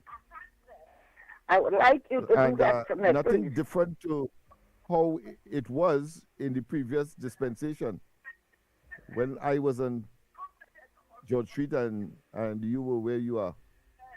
So there may be something at your end. Right. So what I want to say is that, and I want to say God bless all you. God bless all you for the new year. I am a UNC.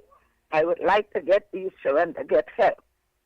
Because my grandson is a doctor in it. Right? I would like you to call me back and say you would meet him, Gopi Singh. Right. So as I'm waiting on your call, I will always remind you. You know?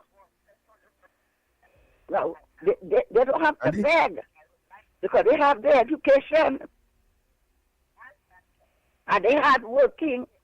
They have very good characters and a whole batch of them. 3/4 of them is UNC. What keeping back Tim Gopi Singh?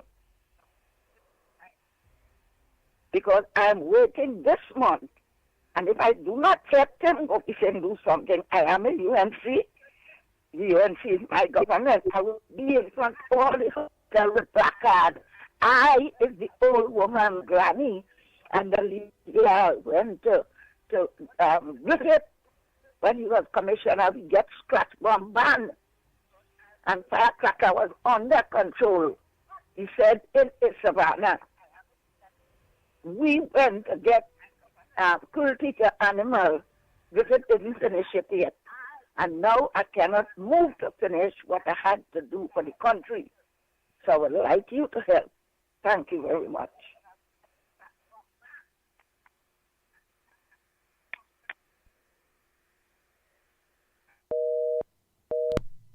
Thank you very much, Granny. Lennox Smith, go ahead by the time. Just checking up on something here.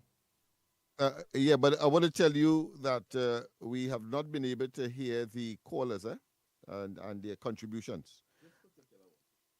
Oh, we heard the others. Right, okay. This particular one. So there may be something. It's such a song as how I used to get it when I was on George Street. So let's see what. I don't know if some tweaking has to be done on your side.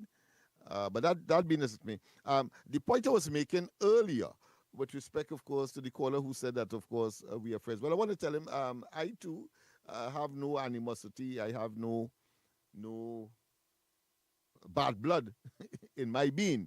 So I want to say, and of course, I always take things in the spirit in which one should take it, and that is to say that while, of course, we may disagree with each other, I will defend the right for you to speak because this is a democracy, and our effort is to, of course, democratize the process where people feel free to speak, of course, within certain parameters. For example, you can't use the obscene language, can't be so annoyed that you're using obscene language and so on. But outside of that, once, of course, it is within palatable and permissible vocal or should I say word limits, then of course we could interact, and we may disagree with each other, whether you call me a hush puppy or something on some dashboard.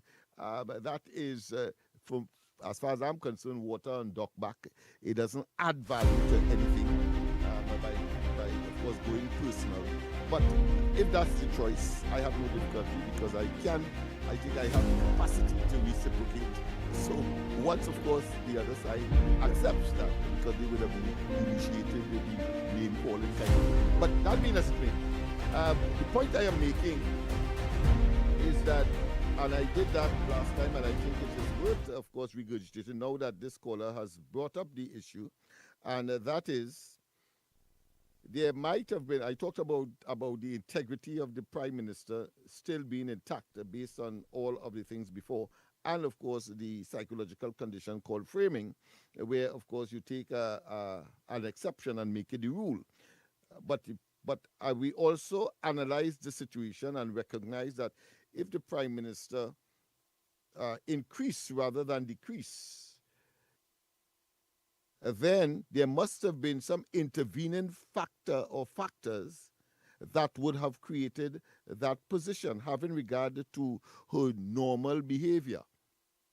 And we had isolated what caused that, and that is to say, the behavior of motorists on the roads. And therefore, that would have been part and parcel of the narrative, of the rationale for the increase, because you want to save lives. People are not obeying the road code, and they are being, of course, extremely callous and flagrantly would, of course, breach the highway code. So in order to get their attention, you increase to a point which is almost prohibitive. And of course, keeping in mind that it is what? It is not a tax, as the opposition would like us to believe, but it is a fine, meaning that if you do not commit the act, and of course within the or should I say within the sight of the enforcers, whether it be licensing officers or police, etc., well, of course, you will be found on the other side of the coin, meaning that you will be issued such a fine. So it is and therefore it's behavioral change.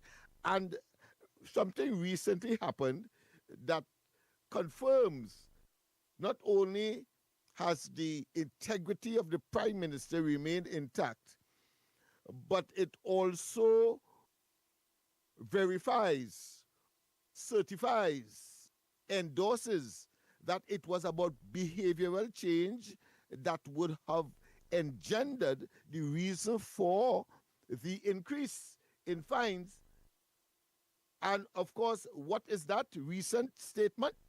That after 6 months, if behavioral change remain consistent in terms of responsibility by the motoring public or those persons who utilize the road as motorists, etc., then it will be considered and reduced.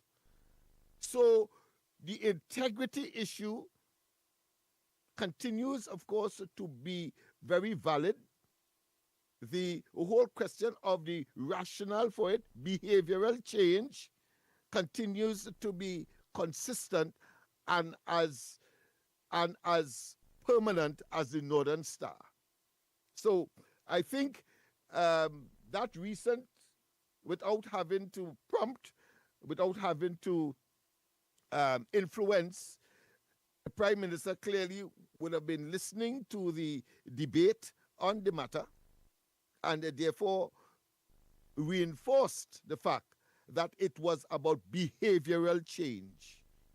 And thus the recent statement that if after 6 months the behavior of the motoring public is of a nature that conforms to what is expected and accepted, then there will be a revision downwards of the fine. And that is the point I was making.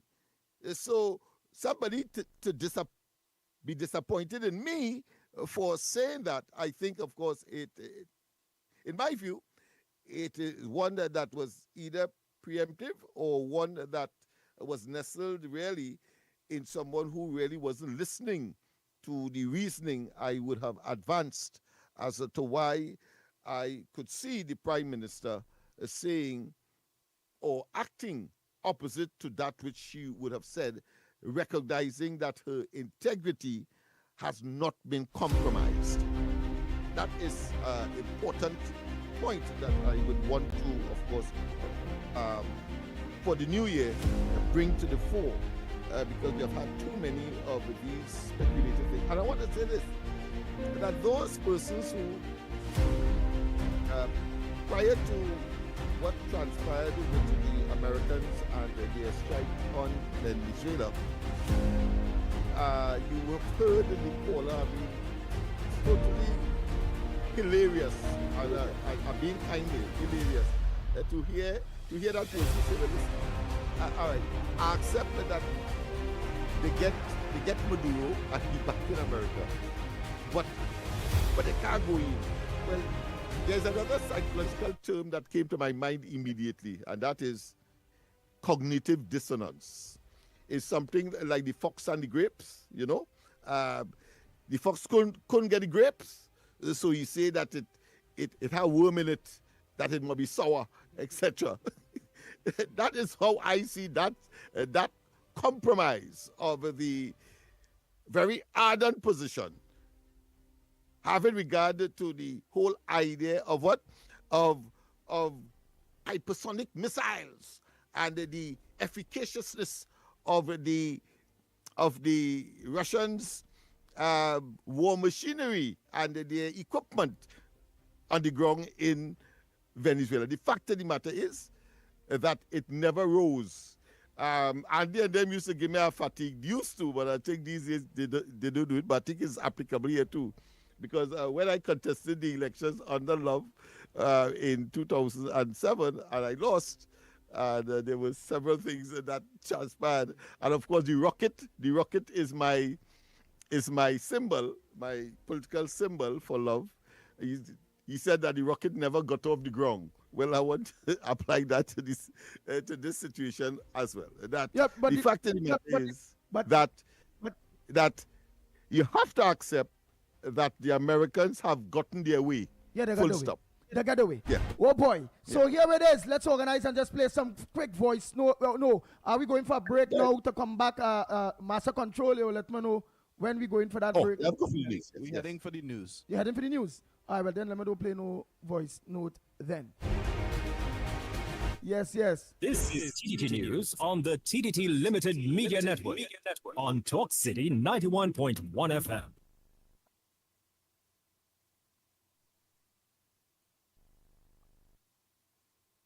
Good morning. This is your TDT News update. I'm Sherilyn Lewis making the news at this time. Prime Minister Kamala Bissell-Bissassa said there is no crisis in Trinidad and Tobago, addressing Saturday's military operation in Venezuela, which led to the capture of President Nicolas Maduro and his wife. Mrs. Bissell-Bissassa assured the public that what happened in Venezuela has nothing to do with Trinidad and Tobago. The Prime Minister stated that as Venezuela undergoes its transition, Trinidad and Tobago looks forward to deepening its long-standing friendship with the people of Venezuela and renewing cooperation.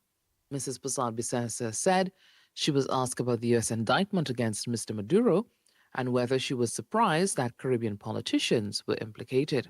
Minister of Foreign and Caribbean Affairs Sean Service says the relationship between this country and Venezuela is not compromised. He says the current situation taking place in Caracas is fluid and dynamic, but Trinidad and Tobago remains steadfast in its relationship with our Spanish-speaking neighbors. Minister Service says he is not aware of any citizen feeling unease by the situation occurring in Venezuela on Saturday. We want to work with the United States as a long fraternal partner to make not only the United States but its allies, Trinidad and Tobago being one of them, safer, stronger, and more prosperous.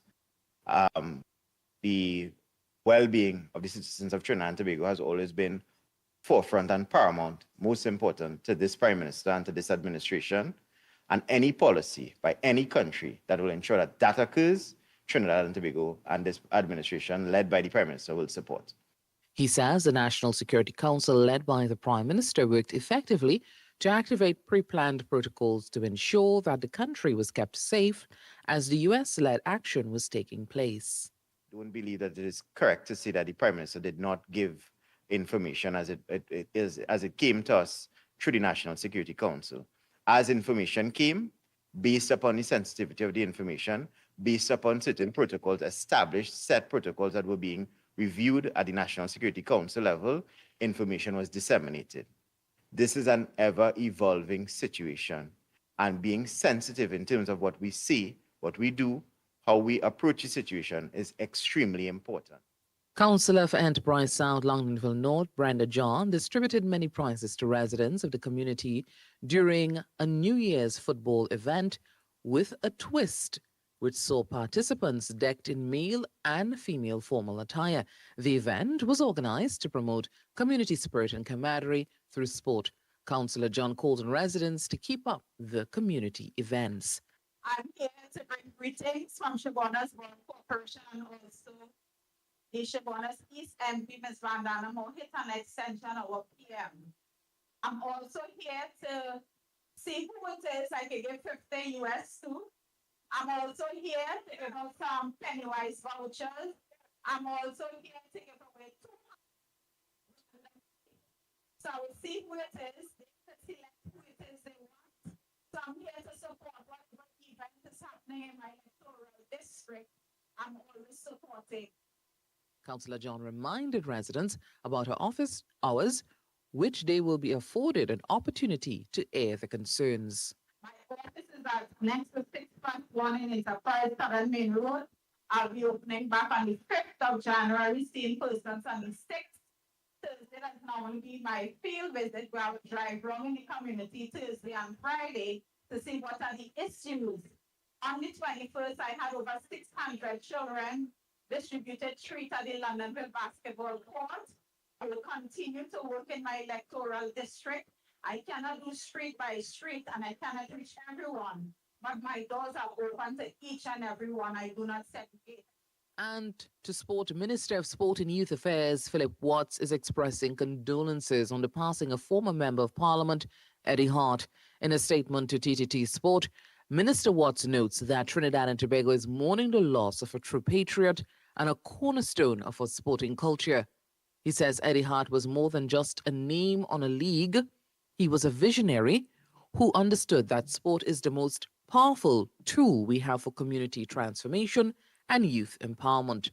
Truly legendary. That was TTT News on the TTT Limited Media Network on Talk City 91.1 FM. Talk City 91.1 FM. Talk. This is about creating opportunity through responsible management and citizen participation in national wealth. We are targeting US $3 billion in new investment within the next few years in energy, in construction, in tourism, and the digital economy. Music. It's reconstruction time in Trinidad, so put your shoulder to the women and stop.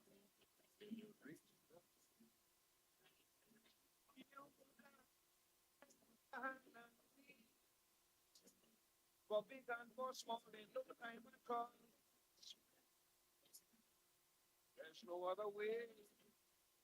Do your patriotic.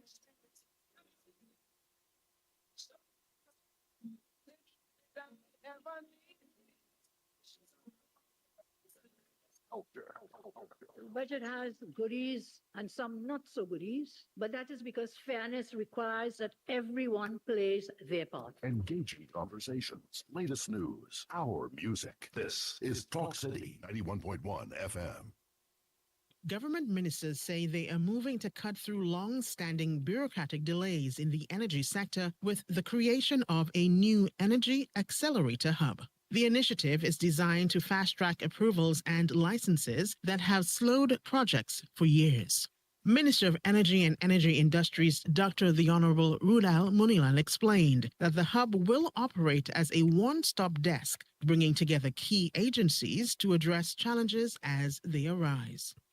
Energy, comprising several entities, both within the Energy Ministry and outside of the Energy Ministry, and it required, of course, cabinet authority. So that will coordinate the problems, the complaints, and in real time, try to sort out some of the problems that we face. Because in the energy sector, of course, you have, a myriad of challenges. Minister Munilal says the hub will coordinate issues ranging from work permits to legal matters, allowing problems to be addressed in real time and reducing waiting periods that have frustrated investors and operators across the sector. The Energy Accelerator Hub is expected to be operational in the first quarter of 2026. Officials are confident the initiative will help unlock faster investment, improve efficiency, and support the transformation of Trinidad and Tobago's energy sector. This was a production of the Information Division, Office of the Prime Minister.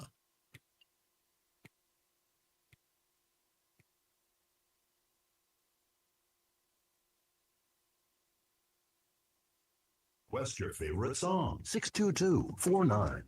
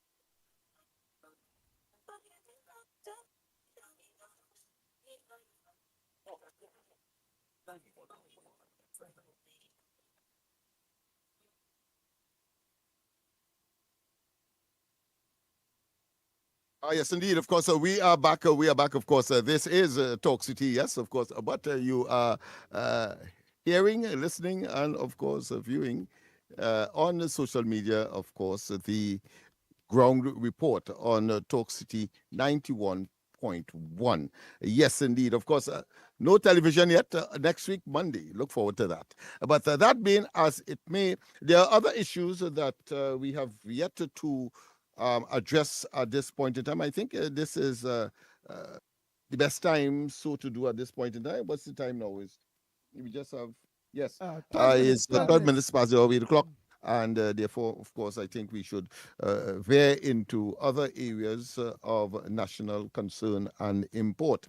And that is, of course, Lee warns against squatting in HDC properties.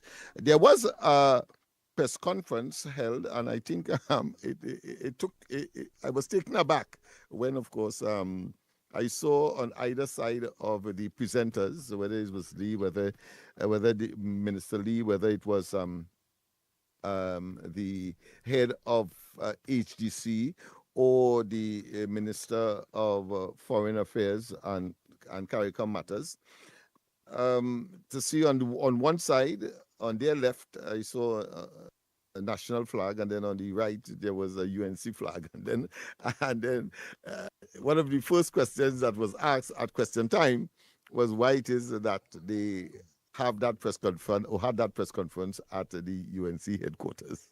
Well, the response was that it is midway, and when I fact checked, I realized that is indeed midway. In that. Khan, the head of HGC, said, well, he lives in Couva. Sean Sobers, I think, a little farther. And then then of course Lee, his constituency is somewhere around there. So why not?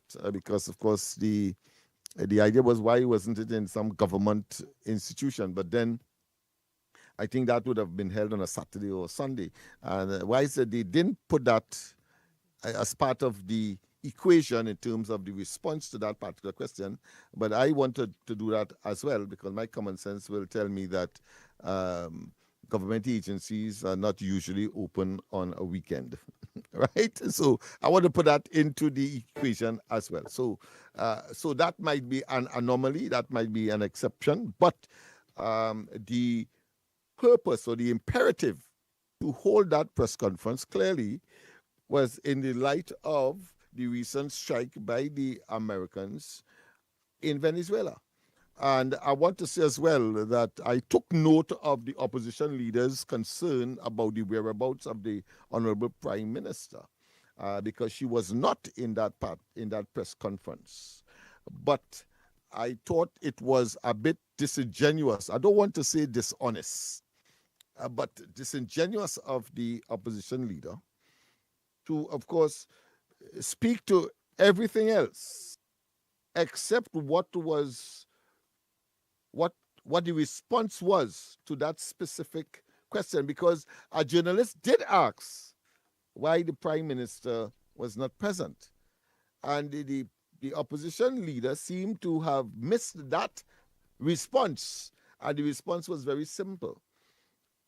And it was, of course, delivered by the Minister for Foreign Affairs, Sean Sobers, who said that the Prime Minister would have been up speaking to various players because the thing occurred 2 o'clock in the morning, and therefore she was up dealing with matters of state, and therefore I interpreted to mean that it would have been physically challenging for her to, just come to a press conference, travel to go to a press conference in Chaguanas as the place of choice. Not that, because I want to make it clear, it could have happened, I suppose, at the diplomatic center, but where I assume that she would have been, or she may not have been, even if it was at her home in Philippines. The fact of the matter is that I glean from it, common sense will tell you that she was tired. Simple.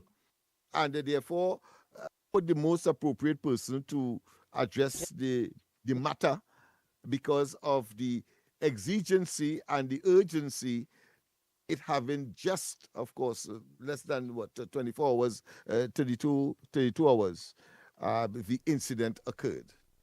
So I want to tell those persons who look at and believe that the opposition leader didn't know what she was saying or conveniently left out that explanation. At minimum, one would have expected at least she would have said what. So the Minister of Foreign Affairs, Sean Sobers, would have said in response to that, rather than attempting, of course, to ask where is the Prime Minister and leave that out there as if somebody is hiding from the population, and more significantly, to suggest that the matter was not raised at that press conference. And I would have thought that it would have been a derelict of responsibility for any journalist in such a circumstance, having regard, of course, to what transpired, that is the strike on Venezuela by the Americans, to not ask that question. So I want to tell the opposition leader once again, you have been found wanting. Wanting. At minimum, you should have said that you don't believe, even if you say you don't believe that she was tired. No problem with that. But to suggest that statement could be made, where is the Prime Minister, in isolation, without it put there, gleaning from the same source that she would have, of course, issued other concerns with respect, of course, to the American strike. I think that was disingenuous. And I say, I don't want to say dishonest. I want to say disingenuous. I could have said dishonest. The other matter, of course, Sober's PM is on top of things. That's another topic that is in the Newsday, and it refers to the fact that the Prime Minister did issue a statement indicating that the population has nothing to fear. Only the opposition seem to be fear-mongering. They seem to be caught up in a state of what I consider to be hustling for political mileage and not recognizing the damage that if people take them seriously,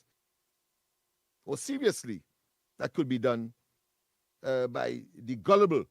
But it's a good thing you have, of course, the ground report and people like Andy and so on who will, of course, tell it as this. And, of course, these days, well, from today, Talk City, etc., that will bring the reality of Trinidad and Tobago from a perspective that it cannot be questioned. The veracity cannot be questioned. Yes, cannot be questioned. All right, Beckles, where is Kamala? Well, that's the other one. I think I touched that already. I thought it was the first thing to touch on because I mean, let's face it, it was simply disingenuous. As I say, I don't want to say dishonest. Valencia woman shot dead. Yes, we had the first double murder for the year. I think it was yesterday, where of course there were two persons who died in tragic circumstance. Every murder is a tragic circumstance, so I want to say we acknowledge that. PNM mourns Eddie Hart. Well, I think a lot has been said and will be said. Of course, government and non-government, particularly PNM officials, have been, of course, given their condolences, and I'm sure that there will be a lot of what I consider to be eulogy to go around as far as why he was alive, what he would have accomplished, and what he would have meant to Trinidad and Tobago and the particular community that he served over the years, Tonopuna in particular. All right, Griffith, the bully has been bullied. I will not normally agree with Gary Griffith, particularly in recent times, because of course one could understand his motives. One can understand the justification for being or for exaggeration, for his exaggerations on particular topics, but I will accept this for what it is. The bully has been bullied, and he was making a comment, or he is making a comment, where, of course, Maduro has gotten, of course, some of his own medicine. And that I absolutely agree. No one could argue that. Of course, there has been some, what I consider to be, superficial protest. MSJ, of course, the leader, Abdullah, he seemed to be a sucker for what I consider to be attaching his wagon to the wrong issue, to the wrong cause. And this time it was no exception. He, of course, I think was part and parcel of a grouping that went into the Venezuelan embassy here in Trinidad, I think it was yesterday, to express their concern for the Americans' action from a negative perspective. Not that they're endorsing the Americans, they're saying that ought not to be the usual rhetoric, sovereignty, non-interference, a zone of peace, and all of those what I consider to be superficial and superfluous, pie in the sky, impractical commentary that really and truly does not take into account that over 8 million people would have left Venezuela on the account of Maduro. The generation of the instability of this part of Latin America. I'm talking about South America and the surrounding countries, whether it be that of Colombia, that of Chile, that of Argentina. Of course, the Argentinian president was in high praise for Trump. And of course, Brazil, and you have, of course, Paraguay and Uruguay, all of these countries in South America that would have been the victim of that 8 million people that had to leave that 27 million people strong nation because of the persecution and the ravaging of the economy and the victimization and to use Gary Griffith's term, and the bullying of his people, and indeed attempts to bully Trinidad and Tobago as well by their bellicose language early when the presence of the Americans became evident. All right. You want to call him? Oh, yeah. Andy? Andy, we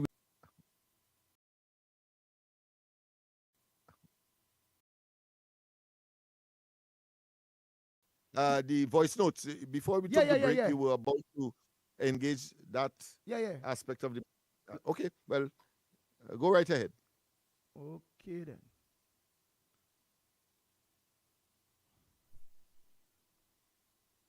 Yes, so we'll continue with the different headlines. Let me take the voice notes. Go ahead. After the voice notes. Yeah. Let me take those voice notes. We're just working on the back of the scenes by the meanwhile. You're multitasking. Pleasant good morning, Mikey, Lennox, and Andy. Happy New Year. It's nice to see you guys up and running now. But I have a little question concerning all this, Maduro and, who get arrested and all these things. A question to keep popping up in the social media is that they're doing a sweep now and they believe that we might have politicians involved with him too. So, is it possible that we former PM might be involved too? Because that's what the social media is saying, and the news saying it. So, I just want to know if a lot of politicians in these other Caribbean islands, including Trinidad, might be a part of this thing too. This web, where they could, gather all these links together, as they would say. Well, only to see is when it play out, who they go dragnet and who they go pull, not. All right. Blessings, everyone. Happy New Year again, and let all God's blessings. Oh, boy. You're getting them loud and clear, right? Loud and clear, my friend. Yes, indeed. Good morning again. This is an short one, so I hope we could play the two voice notes. That'll be great. I want to know if the MSJ leader going mad or what? What is he really trying to achieve, And I don't think what is he trying to do will be something he will be able to achieve, I don't know. I guess he want to go and live in Venezuela. So, but he protesting with the Venezuelans and them. Right? I don't know what we're on with him. He just like he going out to rockers now. Right? All right. Blessings.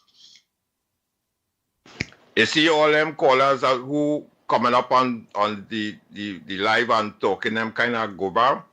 I don't give a flying kite with them think or with them see. I know what I saying is the facts. I stand by what I saying, and people with sense would understand what I saying. As a matter of fact, the reason why PNM is out of office right now is because of this same thing. If always a glutton for punishment, I am not a glutton for punishment. So don't be on my case. I don't want nothing from all you. Wow. Hey, already standing firm with those fines. Let's continue. Good morning to you, Mikey, Lennox, Newbie, and to everybody out there. And Happy New Year to each and every one. Andy, sometimes I wonder, right? Why it is that we have to treat big people like little children? You know why? because they behave like little children. They behave like little children. You continue breaking the law. You continue breaking the law and expect to have the same consequences. No. If you're a parent and your child is breaking rules, house rules that you set down there for them, parent rules, aren't you going to up the ante to make sure that they straighten up and fly right? What is wrong in that? What is wrong in that? Yes, she did say it was too high, but as a prime minister now, she has seen where people continually breaking the law. What was she supposed to do? Not up the ante for them? And now you come to make reference about the color me orange. If you remember, don't just come and say it like that. If you remember, they were very noisy there that day. And she did that. So what? Sometimes the big people have to be treated like little children because they behave like little children. They behave like little children. You want to tell me that a man was 31 kilometers over the speed limit, and he complaining about having to pay, I think it was 4,800 or something like that? You broke the speed limit. You broke the law. If you would at that speed, right, and somebody gave you a bad drive, or there was something in the road that you had to swerve to avoid it, or a tire blowout or something, and it would have been more for you, it would have been dangerous for you. So all this nonsense about it affecting poor people, stop breaking the law. Stop breaking it. You break the law and you pay the fines. You're on your cell phone, you know it is wrong. You're texting and driving. Driving without seatbelts, drunk driving. How many times do you have to warn your children about something? And how many times is she going to warn the citizens about something? Put yourself in that position. You don't want to pay the government any money? Then do the right thing. Toe the line. Straighten up and fly right. Andy, thanks a lot and have a good one. We papa. All I don't want to pay no fines. Don't do the crime. That's Santa Cruz. They're saying that Ulrich. Many other people are saying, yeah, the law is the law. But some people are singing like Ulrich too, saying that the issue is the admittance that the fines was too high.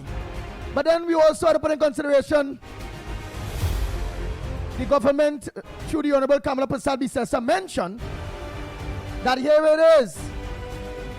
I will look to retract that after 6 months.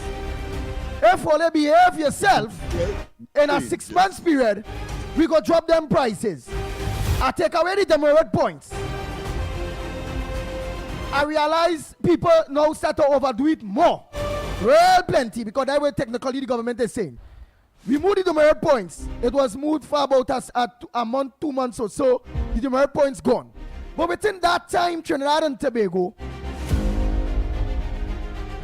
the road breakers or the restless driving rise. Because remember, people now realize, hey, I ain't losing my license no more, you know. It are not the demerit points for me to lose my license. So here it is. I gonna start back to rail speed. I gonna start back to take the shoulder. I gonna start back to drunk drive, dangerous driving. Here it is. I taking a chance with my insurance, with driving a car without insurance. I taking a chance with driving a car without a valid license permit. That is what went on after the demerit points was moved by the government. It rise.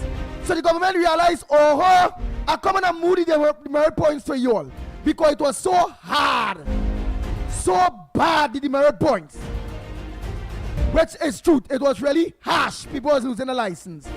But as the demerit points move, most of them drivers gone mad. Hey, no demerit points. And they start to do nonsense on the nation roads. That says what the government put into consideration, Ulrich. So she say here it is, when they watch the 2 months time period, 3 months time period that the demerit points was moved. The Trinidad and Tobago driving population get more reckless. So they say here it is. I ain't gonna put back the demerit points, you know.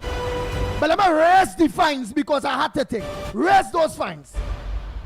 To deter, because remember that what they say, the fines is a deterrent to lawbreakers, and if you don't break the law, you don't have to worry about no fines. So we getting the two things mixed. So Ulrich, look at bring the established understanding of the government making a choice like raising the fines. It was because they left the fines where it was, and the demerit points now was moved where the government leaving the fines where it was. But then lo and behold, the lawless dump after agree with the government of Trinidad and Tobago. Bang, bang, bang, bang, bang, bang, bang, bang. And maybe, Andy, one may add, she probably took basket from the leader of the opposition, because the opposition started to say that now that you have removed the merit points, here it is, of course, because there were 1 or 2 serious accidents on the road. And while, of course, it's a square peg in round hole argument, really, a non-argument, but they started to capitalize on that and say, well, listen, this is what the result of the removal of the demerit points system has produced. And so, again, giving validity to seeking a greater deterrence by hiking the price. Hiking, of course, the fees, not the fees, but the fines. And I'm saying that does not take away the integrity of the Prime Minister. Does not. Correct. Does not compromise it. So Trinidad and Tobago. And now she comes back and say that, listen, if all the behave all this, showing again consistency in integrity, I am going to reduce it because the concern is behavioral change. Remember, the opposition was also saying, and those who are soothsayers were also saying, that was really a tax. Remember that? Yeah, and wrong. So Trinidad and Tobago, again, you all wanted, Ulrich, all of you wanted yours truly, the pitbull of radio, whole take on this. And I and all was like, whoa, I see the video all over the place where the Honorable Kamala Prasad Bissessa saying various things. Yes, she did. She did. The videos and them that was circulating can't lie. She did say the taxes was too high. Yes, the Honorable Prime Minister.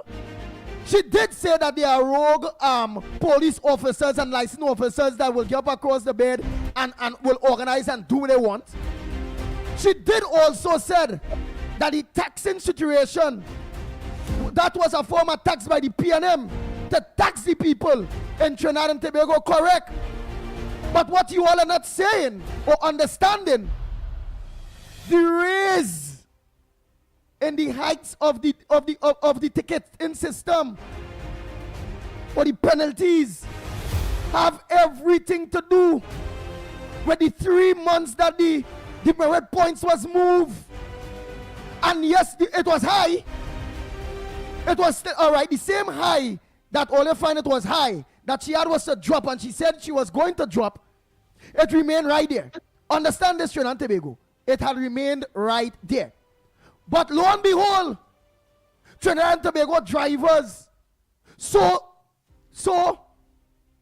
unlawful, because Trinidad and Tobago is an unlawful dump or a lawless society. It is what it is. We must say it. If it blue, it blue. If it green, it green. Yours truly, the pitbull of radio.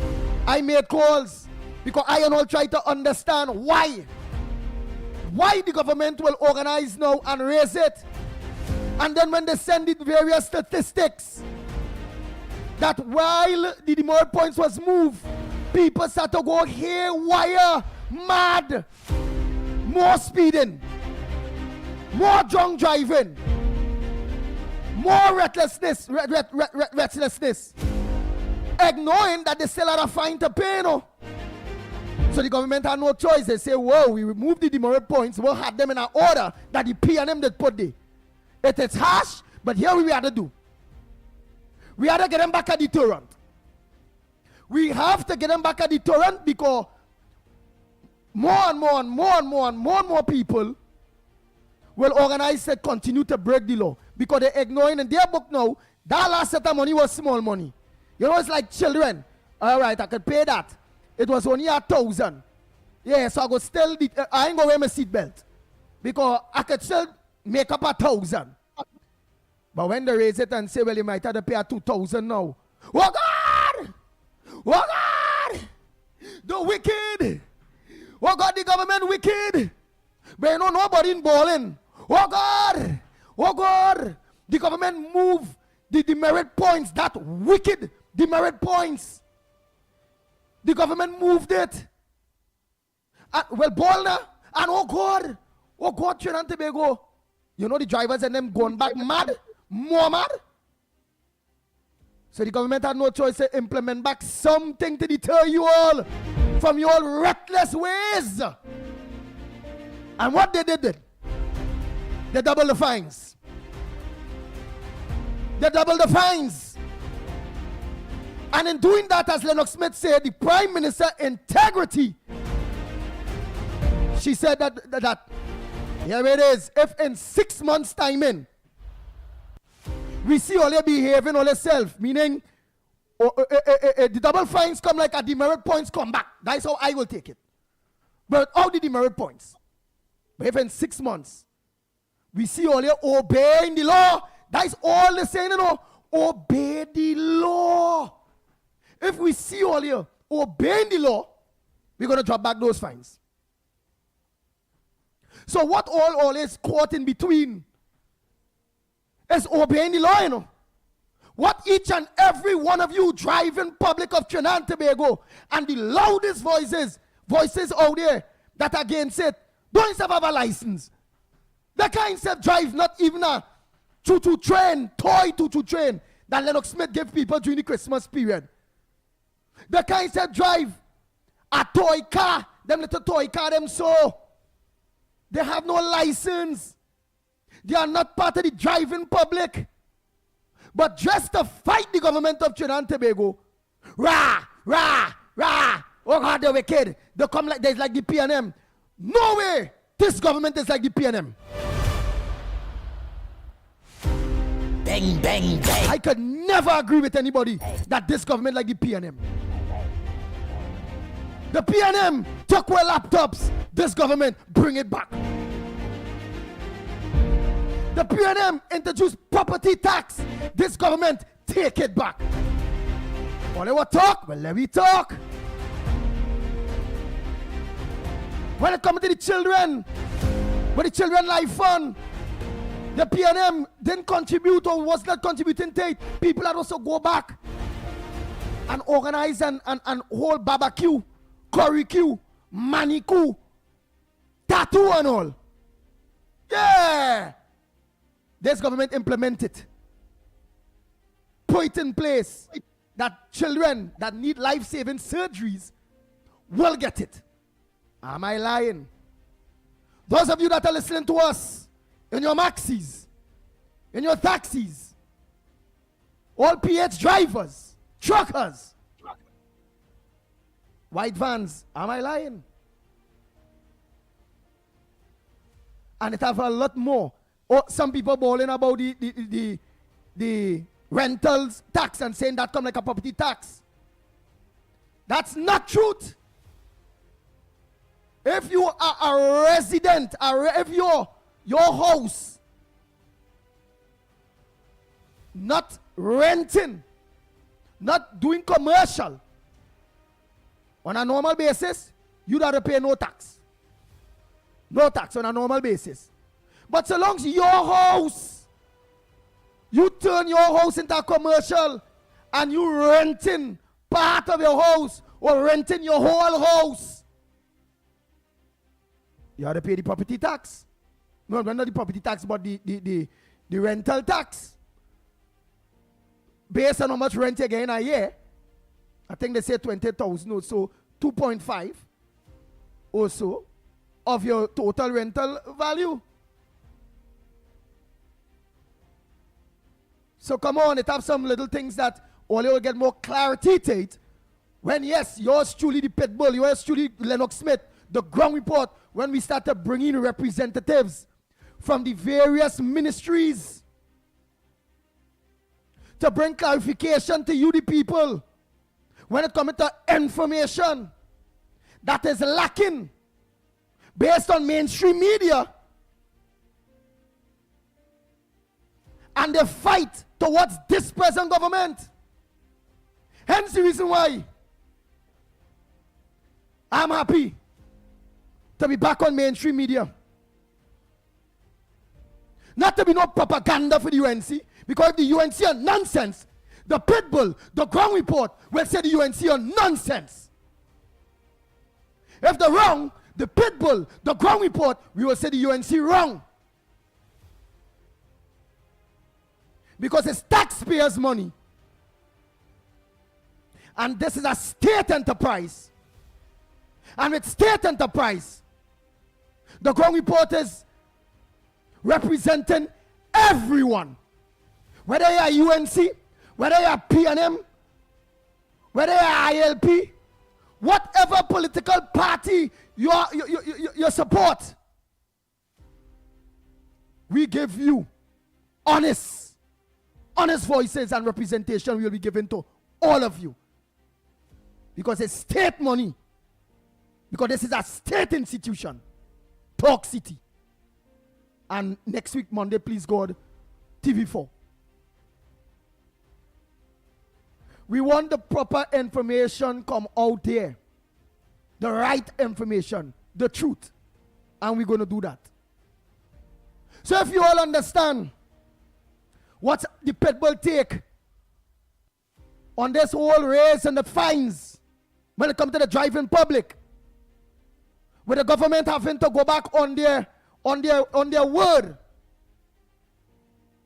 But in my book, the word was to really move the demerit points. The only other thing is that the government, the Honorable Prime Minister back then mentioned about the ticket, the fines too high. But she moved the demerit points and she left it. She left the fines where it was. You all never give them, the driving public of Trinidad and Tobago, never give them the opportunity to be able now to even look to reducing the fines. Because first we are a lawless dump in Trinidad and Tobago. As the demerit points move, all drivers going haywire. Most drivers going haywire. You know, if all was obeying the law and the percentage rates didn't go up on reckless driving, drinking and driving and all those various things, you know, all now, the press conference by the government of Trinidad and Tobago might have been, we will be deducting, we will be cutting down on some of the fines too high. But no, so here it is. They will give me the hint when we go in for the break. But I want you all to get in now. Whether you agree with the Pitbull, whether you disagree with the Pitbull, it is what it is. We are a lawless dump. The removal of the merit point system activated more lawless driving, recklessness, and the government had was to do something to curb it. And to curb it, what did it do? They raised the fines, but you don't have to worry. You don't have to worry because it's fines, it's not tax. Tax is something you have to pay mandatory. You don't have not one ticket to pay if you just obey the law. Imagine we in Trinidad and Tobago debating obedience of the law versus fines, you know. There's why it has been debated, you know. Now, so you understand what I'm saying? We debating obeying the law and fines, you know, and fighting for fines compared to obeying the law. If you obey the law, you don't have no fine to pay. Why did big the debate? what the debate is about. Obey the law, no fines to pay. Break the law, you feel it in your pocket. And when you get that first feeling, you ain't gonna want to break the law again. Digest how it is.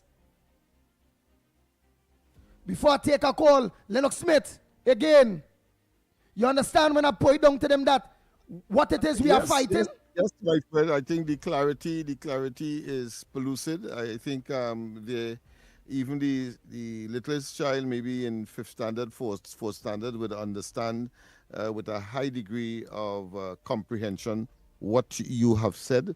I think the creme de la creme of the integrity of the Prime Minister and the government resides in the fact that they honored the 10% to public servants. That's a huge commitment because it means that financial or the fiscal situation in the country has to take a hit as a consequence. And that was done at the time and at the place and in time for what was agreed upon. Simple. So I have difficulty in people using that, as I said, as a framing scenario to question the integrity of the government because or the Prime Minister, because she said that when in fact there are justifiable reasons because of an intervening factor which you adequately, of course, address. No need for me to regurgitate. But the fact of the matter is that is what transpired. And indeed, hold 1 minute. As you said, yeah. all properties, all owners Hold of caller. properties Let us finish. do not have their property renting out. It's only those who have. But property tax under the last administration is fatalistic. What's for everybody? Everybody had to pay, regardless what your property. So, chalk and cheese. Nice. And of course, the rationality, I think, as far as people are concerned, and using that square peg and round hole scenario to make it for justification, I think we must dispense and dispel that. Go ahead, caller. Go ahead, caller. Pleasant good morning to you. Good morning, Andy, Mikey, Lennox, Orlando here. Good morning. Andy, good morning. Andy, same to you, Lennox. Andy, when it comes to the rental taxes, I don't mind paying it because pretty soon I'll be renting out my cheap properties or cheap apartments. So I have a problem. Andy, when it comes to driving, I had over 5+ years, I don't know how long, I have never get a speeding ticket, a parking ticket, no kind of ticket in America. And I never pay no fine. The problem is, I have it. When we do all this good driving and mind part, we don't get back nothing from the insurance.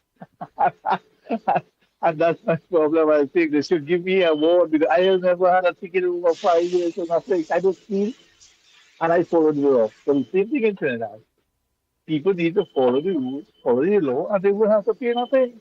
Thank you very much, oh boy, because just remember it's rack up time and we can't lapse because master control snipes will take it, so they don't get tired. I seen workers' rights platform, and I don't give a hell about workers' rights platform. So long as you don't be disrespectful, because remember we live and people seen we. So don't write nothing disgusting or disrespectful. Right? You say, shame on Andy because he knows better. Yeah, I know better not to break the law workers' rights platform. So you could shame on me how much you want. On that occasion, I think I betrayed something. I don't know. Something that is amorphous, inexplicable, cannot be explained as yet. I'm still waiting to see what I have betrayed. Nice. By this. But go ahead. Nice. Down to workers' right platform again, he come. And I do business.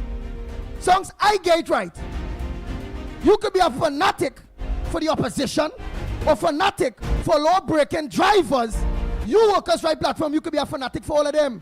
But when it's coming to the law and order, when it's coming to dissemination of proper information, I have to do it.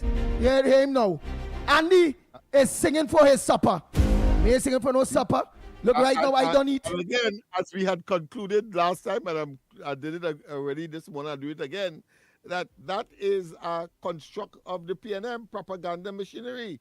And they have fallen victim to it. So the only people that benefit from that by that, what I consider be square peg and wrong rule argument, is the PNM. So therefore, whether advertently, whether by design, whether inadvertently, the fact of the matter is that that is nonsensical. It is ocious. It is irrelevant. If you didn't commit, then it means therefore you have no fine to pay. Simple.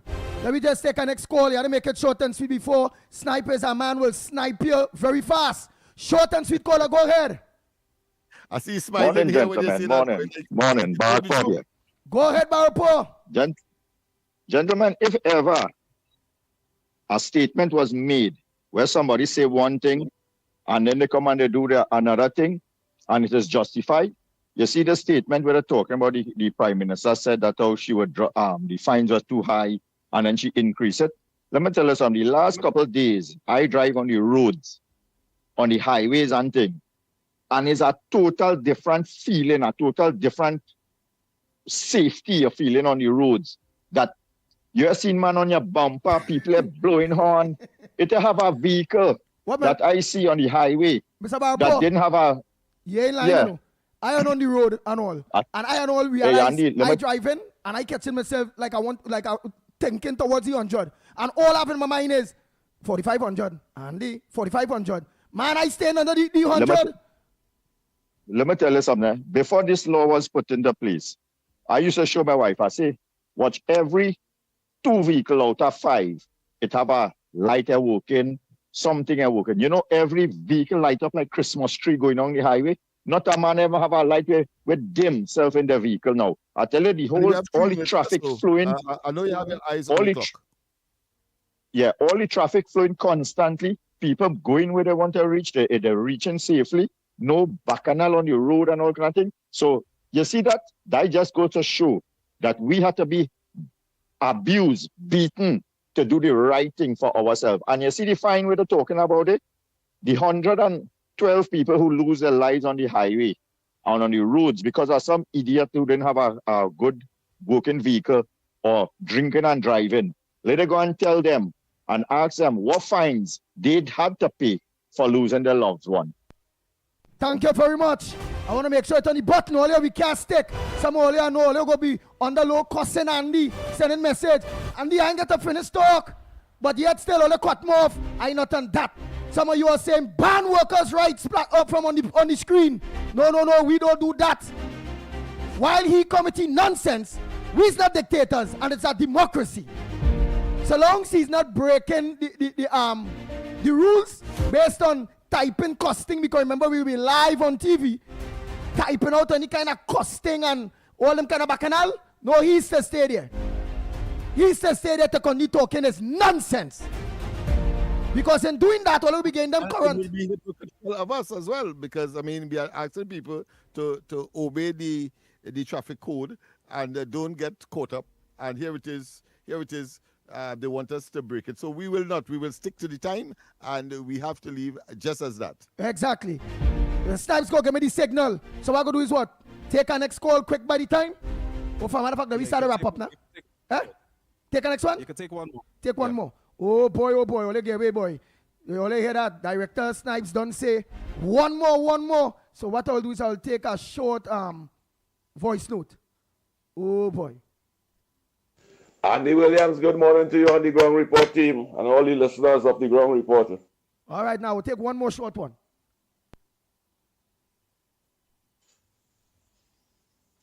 Oh, good morning to my Vision 3 again. Well, I know who calls Lennox, who does not understand me. I'm very disappointed. But brother man, I'm very disappointed still in you because like you're talking with sense at all. Just because it have a fine, so you saying that people have to continue breaking the law then, and you must have a small fine so that when they break the law, they will just pay and just continue to break the law. Tell your daughter that if she windshield MD, right, she will have to get a new windshield when the time comes, because that it is, because you don't know what could happen with you as you say go down in a pothole. A pothole could damage that windshield with a little crack in it. It doesn't. Thank you very much. I want to make sure we're on time. But hey, on the Philip Pitbull and the Ground Report, the ground reported said, well, they feel we're not going to pressure the government too. All they want our vehicles roadworthy. But we also want, and people they say Andy Williams wouldn't tell the government what time it is. Look, I'm going to tell the government what the time it is. We want the road car worthy too. To the UNC government, to the government of Trinidad and Tobago. We want our roads in Trinidad and Tobago car worthy too. Whereas I will be encouraging the people to sue the government. So fix the roads too. Fix the roads. Fix the roads. Fix the roads. Die biasness, let me hear. Workers right, die biasness. Let's die biasness. Look at telling the UNC government, we want the roads. Be pragmatic. Eh? All right, yeah, we have to go. We have to go. People, of course, be safe on the nation's road. The life you save may well be your own. Until we see each other tomorrow morning, we have come to the end of today's program. Andy, quickly. Trinidad and Tobago again. After God family comes first, be safe on the nation roads. Tomorrow, please God, all will get it even better. Right? Or they will get it better. So don't forget to lock on to Talk City 91.1 FM from 6 to 9 a.m. for the Gong Report program. Until tomorrow morning, please God, we are out of here. Snipes, take it away. Get ready to immerse yourself in the vibrant rhythms and the joyous spirit of sweet calypso. Join us for an unforgettable experience at the semi-final round of the Calypso Monarch competition. This is Calypso Fiesta.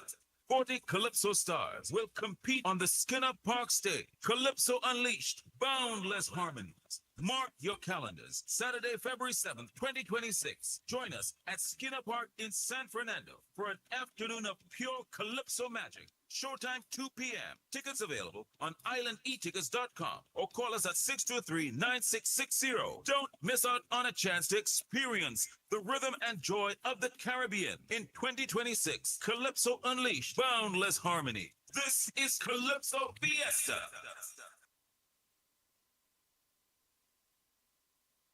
Talk City 91.1 FM. Talk.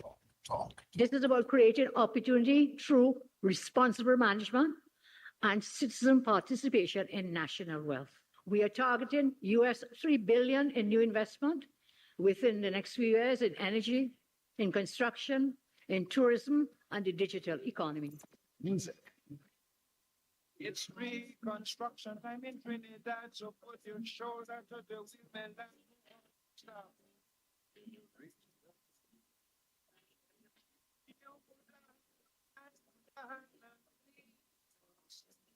For big and for small, in no time at all. There's no other way. Your patriotic instinct.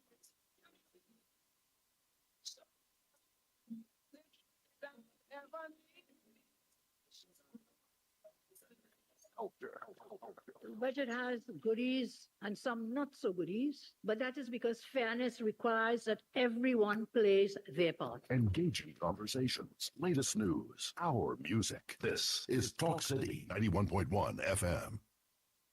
On November 9th, 2006, Talk City 91.1 FM launched on the airwaves of TNT. In 2025, we celebrate 19 years of talk, culture, sports, news, education, and information. Join us and journey down memory lane with our brand new podcast feature. Search Talk City 91.1 FM on YouTube and check out some of our features, interviews, and even full shows. Enjoy at your own pace, on your own time. Enjoy again and again as we celebrate 19 years of talk on Talk City 91.1 FM.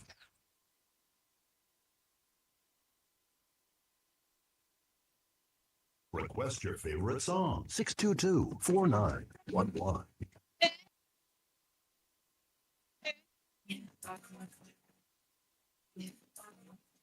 Check this. Big business don't start to freak, yeah. It's 2005. Yes, because it's the yes, that is the yeah.